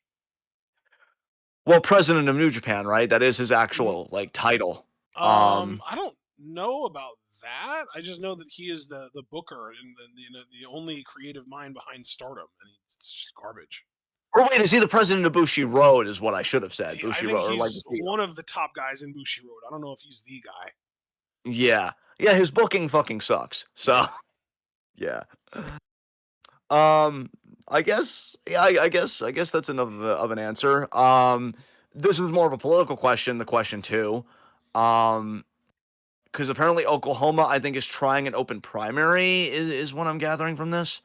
Um, so how do you feel about an open primary, and will it help Oklahoma turn the tide in ending the Republican supermajority? Um, that is kind of a layered question to me because I don't know like how much gerrymandering has happened in Oklahoma and how much disenfranchising has happened in Oklahoma of certain voting sects, like black people and stuff like that.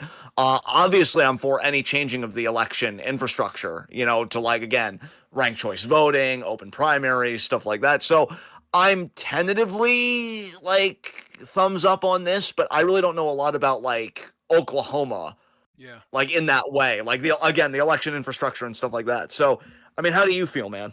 Same. Pretty much same. Yeah, yeah. All right, next question.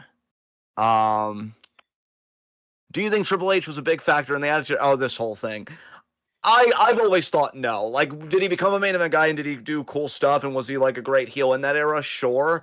But to me, it was always Rock Austin. I don't even know if it'd be fair to call Triple H a third guy, seemingly to me. Maybe Ashton has a different opinion, but that's just my read on it. In the Attitude Era, Triple H was like an upper mid card guy. He didn't really become a main event guy until like 02 ish. Yeah, And to be fair, that was like after the marriage to Stephanie. yeah, Um, but like during like the majority of the Attitude Era, Triple H was very much like a mid card guy. He was an Intercontinental Champion for a lot of that. yeah, yeah, absolutely. Um, all right. Question You know 4 what from though? Super Blue. I will Yeah, say, I like if I had to like list off like in order the most important people to the Attitude Era, Mr. McMahon would be number 1, Stone Cold Steve Austin would be number 2, The Rock 3, Mick Foley 4, The Undertaker would be 5. I would probably say Kane at 6. And then we get into like Triple H territory at that point. right. Actually, you know what? Shawn Michaels would be above Undertaker and Kane. I think Yeah, I agree with Shawn that. would probably even be above Foley, honestly. Yeah, I agree with that. But Triple H would definitely be like lower than all those guys. So top 10, but definitely not top 5. All right, there you go. I think you could Question. honestly make a valid argument that like the Big Boss Man was basically as important to the Attitude Era as Triple H. Yeah, yeah. That's essentially my feeling on it too, bro. 100%. Um, question 4 for both. Do you think Champa? He spelled Champa with an H. Champa will have better success in AEW, and are you surprised he left the WWE? I'm never really surprised by departures anymore. I think he'll have better short-term success in AEW, but then he'll be cycled out, and then he'll just be doing stuff on like Collision or whatever the fuck. So I think short-term success, yes. He's Long-term already the success, TNT not really. champion, apparently, Yeah, and that's what I mean by which short-term is success, right? 'Cause more than he yeah, was ever going to do in WWE. He was never going to be a singles champion in WWE, I don't think, unless like Johnny got hurt and they wanted to like work him into the fold somehow. Like maybe then. yeah, yeah. I mean, as far as WWE goes, and I don't say this like to be an asshole. I'm just being sincere. I really feel like he peaked in Black and Gold NXT with that Yeah, title reign he had. yeah, yeah, Like that was the best work he did, and the best work he was ever going to do. In that company. Um, I yeah. think, and I I think think the that's thing why too with NXT 2.0 became a thing, though, was because yeah, they basically decided, like, okay, we're done hiring really good wrestlers for the sake of having really good wrestlers. We need to start focusing on hiring people that can be stars. Like, yes, no more Champas, no more Garganos. Like, we need to start focusing on building actual stars and not just, oh, we need to have a 5-star match. You know what I mean? Like exactly, that yeah, was like the main driving force behind the initial creation of NXT 2.0 back in, what was it, like 2021 or whatever it was. yeah, As lame yeah, as it was, I mean, I think that it was one of those situations where it was like a decent idea that was just really horribly executed. yes, So, and you know what? I can't even say it was horribly executed. It was just, they got there eventually. They just stumbled at the starting gate. yeah. Um, and so yeah, I mean, I think he'll have great short-term success, but yeah, we'll just see what happens, I guess. Yeah. Um, Question 5.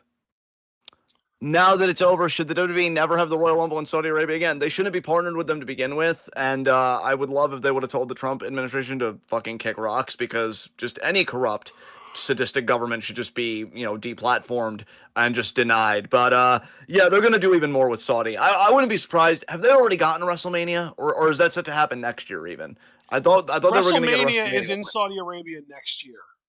Yeah, so there you go. If they're already doing a WrestleMania, they're gonna do more. So yeah, goddamn.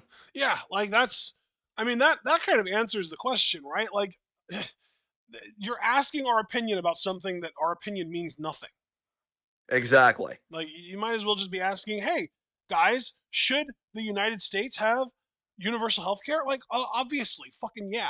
We're going to think that, but it doesn't matter what we think. Just like if it was up to us, the WWE wouldn't be working with Saudi Arabia at all. They never would have had a Royal Rumble there in the first place.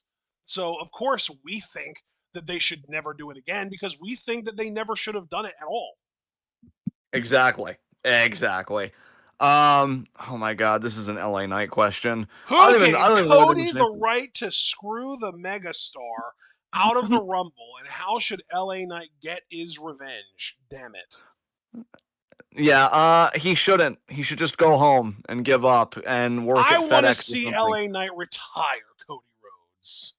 and then retire himself afterwards because he peaked. You know what? If he retires Cody, he can stick around as long as he damn well pleases. You know what? I'll keep my mind open to it. I'm not going to say I accept it because I hate him so much, but I'm going to If keep my LA mind open Knight to it. retires Cody Rhodes, I will profoundly, proudly, with all of my chest, declare yeah for the world to hear. Holy shit! Super Blue's gonna hold that to you now, but you're a man of honor, so I know you wouldn't care about that. My only concern is, with the neck tattoo needing a new host to feed, would it leap off of Cody's neck and onto someone else? I'm just wondering what the Why fuck would it need happens a with new that. host to feed? Well, I mean, because it lives for the limelight, because I do feel like Cody's low-key a narcissist. So, like, if he retires Cody Rhodes, like, what does the tattoo do now? Because whatever it does, it's not going to be seen by as many people, you would think, unless, I don't know, maybe Cody has a plan. But I regardless, feel like you're um, confusing who the leech is here. It's Cody, not the tattoo. that is fair. But yeah, I fuck LA Knight. fuck his main event prospects, but fuck Cody Rhodes as well. Maybe they just take each other out. That's what I'm always rooting for. Yeah. Like, Um, well, I mean, they they they worked together to eliminate Bork, and then Cody eliminated LA Knight, but then because they were fighting on the apron, it allowed Drew to come in and take out Cody. exactly. So they did kind of Um, eliminate each other in that way. yeah, they did. They did. I guess question 7 from Super Blue. And then this is relating to a message Rotten Butter had in politics. If Rotten Butter did start a religion to hunt down God, and I was there when he wrote that message, would you join up? Well, yeah, I mean, if we knew that it could be an entity that could be hunted down, absolutely. Nobody's going to tell me what to do. But Listen, given listen, the, listen. yeah, If there was a real entity who controlled everything and allowed things to get as bad as they are, you're goddamn right. I would want to beat the shit out of that entity. yeah, I mean, I probably wouldn't join, only because for one thing, I believe in you guys, and secondly, um, like I would want to be a usurper, and nobody wants me as God. That would be absolutely terrible. So yeah, I would just leave you guys to do it, and I would just scheme from the shadows like I was Shang Tsung. Oh God, what an amazing Wow, villain! the way you said that kind of did something for me. I bet it did something for me too, and I'm the one that fucking said it.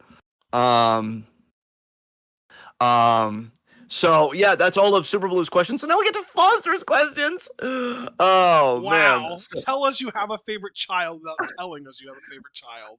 Foster is precious. Okay, I apologize for nothing.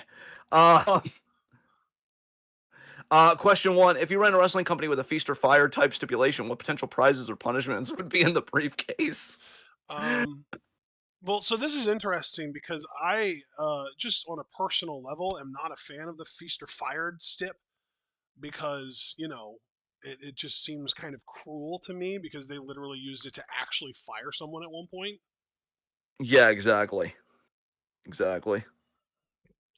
Um, Uh, I think if you just want us to kind of get creative with it, I guess that maybe we could have like maybe maybe a prize would be like that you get to sign with a management company, and of course this is all kayfabe. So really, what it would be is we're gonna stick a manager with you so that they can talk for you because we don't want you to have to talk for yourself because we think that you're a shitty talker.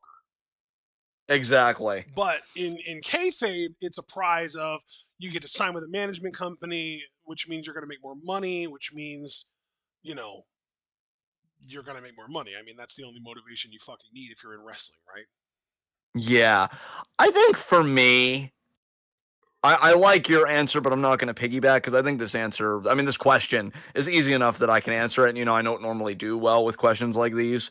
I think I would just copy paste the TNA model, except of course not actually do a fire briefcase because I agree with Ashton about the cruelty of it and kind of making a spectacle of somebody being out of a job. So I would do title shots, but then the bad briefcase would be something like well, just as an example, like, oh, you've got to be the manager for your most hated rival for 1 year. And so we make another storyline, but it's like now you got to serve under this person you hate, and you got to watch them do all the success that you could have had you gotten a better briefcase, or just not gotten the bad briefcase, something to that effect. I would do it like some kind of a task or some kind of a labor that has to be for a whole year, or maybe even just do kind of what TNA did with AJ Styles that one time, even though that wasn't because of a briefcase, it was because he lost a triple threat match, where it's like, oh, this briefcase ensures you can't challenge for any title for 1 year, and then that would be great for the writers in my company because, well, what engaging storylines can we give this person that doesn't even involve a championship? And then when they circle back around to the title, you want to see them win a title, whether it's a mid card one or even the world one. So yeah, it would either be like a title freeze across the board, or like you've got to serve your worst enemy for 1 year, or just something creative like that. But nothing mean spirited like firing or whatever. I'm not I, I'm not down with that. this is also making me realize, like, this is like the concept of feast or fired is basically like it's like a ladder match, right? Like you have to climb a ladder and grab a briefcase, Yeah, exactly. Yeah, and there's a chance that that briefcase could be a punishment. So you win a match only to get punished anyway. exactly. That's Yeah, I don't horrifying. know. Yeah, I should say I don't think it's like quite like a ladder. It's kind of like a four corners thing. Right. So it's like briefcases on a pull type But thing. But regardless, though, like like ladder case. Yeah, you can win the match or succeed in the match and just by random chance you choose a briefcase that's a punishment, that's horrible to me. Absolutely. Yeah, I agree with you completely. I'm like, why would I even want to participate in that when there is a 25% chance I'm getting fired? You Yeah. know, no, no fucking way. So yeah, yeah, that was that. Second question from Foster. If you were a cheesy bully instead of lunch money, what item would you bully people for? Pokemon cards. Fidget spinners. Uh, So, what wrestlers could play characters on Archer? I definitely think Johnny Mundo could. Um, Let me think Damian what Priest, I else. love his voice. I think Liv Morgan could, actually, Dude, because yes. Liv Morgan absolutely could. I think Naomi could. Um, Definitely, yeah. let me see. I'm trying to think of people who could play someone other than just themselves. Bro, I'm ultimately gonna come around to insulting him again. So I don't really Wait, mean this comment. don't wait. Are you gonna say LA Knight? Because I was just thinking of him, and I was thinking he couldn't play anyone other than himself. Yeah, I was gonna say Elena because I feel like he would be that guy that thinks he's cool, but he's not. So he'd be pathetic in a different way than Cyril is. God, I haven't watched Archer in years. I wonder how much that show. I think it's ended by now. Yeah, We it should probably. watch that show from the beginning one of these days when we have like a really Yeah, clear queue and we want to marathon something. yeah. I'd love to watch that with you. My But yeah, mom, he would my be. Yeah. mom fucking hates that show. Wow, dude, I, we still I, haven't even watched. No, go ahead, finish your thought. I've tried to get her to watch it at least twice, and both times she was just not into it. She really does not like that show. Bro, my family. Love your mom to death. You know that. I adore your fucking mom. But my family asked me recently, my brother-in-law, Chris, specifically, he was like, "Hey, have you watched the Alien series?" And I'm like, "No, bro, we couldn't do it." Ashton's mom hated the fucking movies. Like when your mom hates something, man, she lets people know, like, no, this fucking sucked. We're So yeah, we sitting still here watching what we perceive to be cinematic masterpieces, and we're like, we turn them on, we're like, so you liked that one, right? And she's just like, no, I hated it. What do you mean? yeah.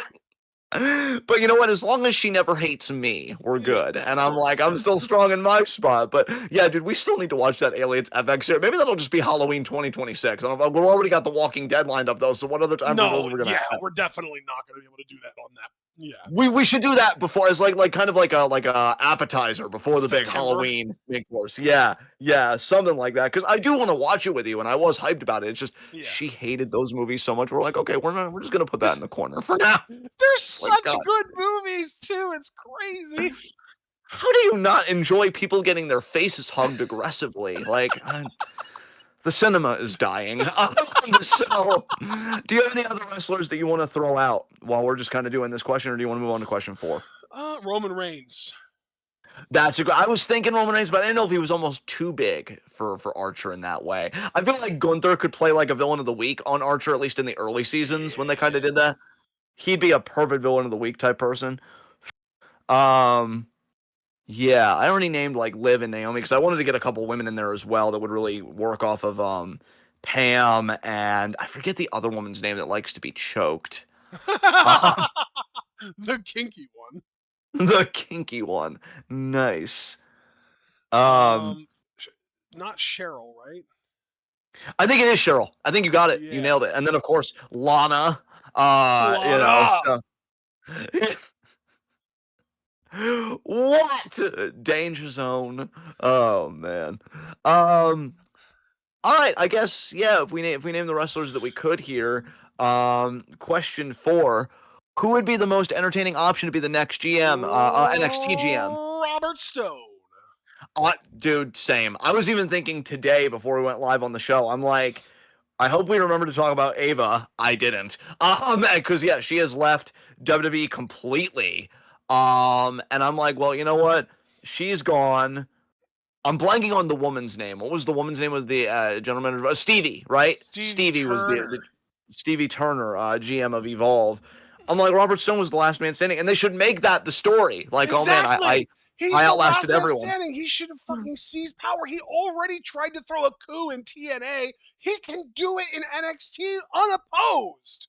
Exactly. And dude, honestly, he's the type of heel GM we need because if there's one thing I do agree with the likes of like Cornette on, it's like if you have a heel GM, you want to pop when you see like physicality happen to them. I Yeah. still pop to this day when I think about how Robert Stone got run over by Shotzi's tank. Yeah. Like any babyface that gets enough of his shit and puts their hands on her, it's gonna get a pop. Yeah. Like I think he is absolutely the best choice, and as like a comical heel GM that wants to be respected and taken seriously, like yeah, it would put personality back in the GM position because I have been really loving Nick Aldis and Adam Pearce from the beginning. Adam Pearce, especially with his recent work with Braun Breaker, has been very interesting.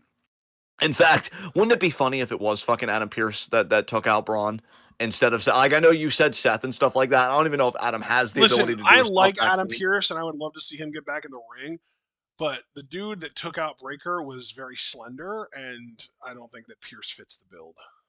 I don't either. I just want to have this for 2 seconds because that would be hilarious. Like you go through all this and you still fuck that dude out of the Royal Rumble. But yeah, no, I've loved them as GM, Nick especially, because he's got the personality, but it's the volume's turned down a bit relative to Adam, and Adam's great too. You know, no hate there, but Nick is definitely more my speed. Robert, I think, is right in that middle path. Like I think he'd be chill in some ways, but then if he has beef with somebody, like that volume's gonna get turned way the fuck up, and I think Robert could be a lot of fun as NXT GM. So yeah, let's get it, and that is Q&A. So let's move on now as we get close to quarter or two to high spots and low shots.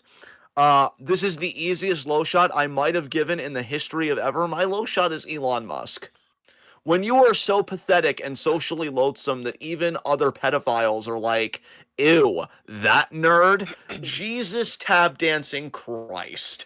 Yeah, that's it. King me, whatever. Like it's over. Like, thanks, Elon, for being a fucking dumpster fire. Easiest low shot of my career. Who's your low shot? God, how do I beat that? Christ, he's You, do- such an I'm easy. telling you for the first time because you usually have better picks than me. I would say 90% of the time. This time you don't. Like there's no beating that. When you get rejected by other pedophiles, again, Yeah. fuck your own face, right? Like join me. Come up with an original one, but then also join me. No, actually, you know what? I will. I will. I will come up with not really that original one. It's just Donald Trump. It's just Trump. He Yeah. keeps on getting exposed, and like the shit that came out this week is arguably the most damning shit that we've seen. And like he literally shit himself in the fucking White House today, or yesterday. It might have been. I Did think he? yesterday. Yeah, like they had to end a press conference all like hurriedly and stuff, and there were people literally like covering their noses that were standing behind him. He absolutely shit his fucking pants. Oh my A Jesus hundred Christ. percent, yeah. So yeah, and just because they're buddies and they basically ran for 2024 together, I'm gonna be I'll take Trump. You can have Elon, and we'll be buddies together with them as our low shots. Listen, I just need to just share this story just real quick. We've already been here for like over 3 hours, so in for a penny, in for a pound, since you mentioned Trump.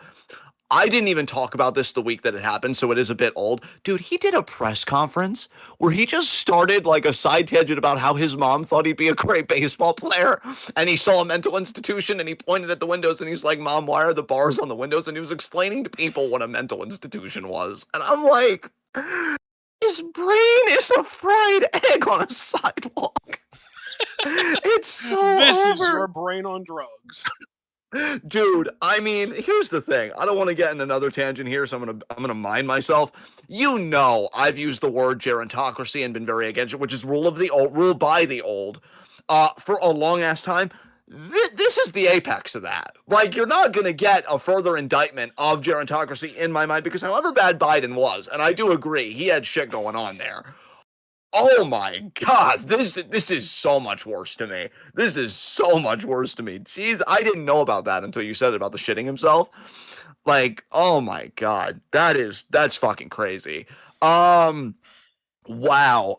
Great low shots for both of us, honestly. High spot. I might just do a wrestling one on this, even though I didn't watch Rumble at all. You know what? I'm gonna give high spot to Liv Morgan. Fuck it. She finally won a Rumble. She deserved to win a Rumble. She's an amazing performer. Rooting for her. Love her. Hope she has a great road to WrestleMania. And that's really all I got. I can't sincerely give a political high spot, even though I am proud of the people in New York and everything, just because I really don't know how that mass strike went. And I feel like I wasn't as on the ball this week. I mean, I am only human after all. So I'm just gonna go easy and do a wrestling one. Who is your high spot? Who was yours again? Liv Morgan. Nice. Not as nice as your face. Oh my goodness. Okay. Yeah, I snuck that in there. Do something about it. Um, No. yeah, there you go. I sensed a hint of "don't tell me what to do," but you did it so elegantly. I'm impressed, actually. I usually prefer petulance, but you pulled it off. You really pulled it off. I didn't expect to pop you that hard by saying no. You did. You did. Anyway, I guess I'll just be a basic bitch and take Roman Reigns as my high spot.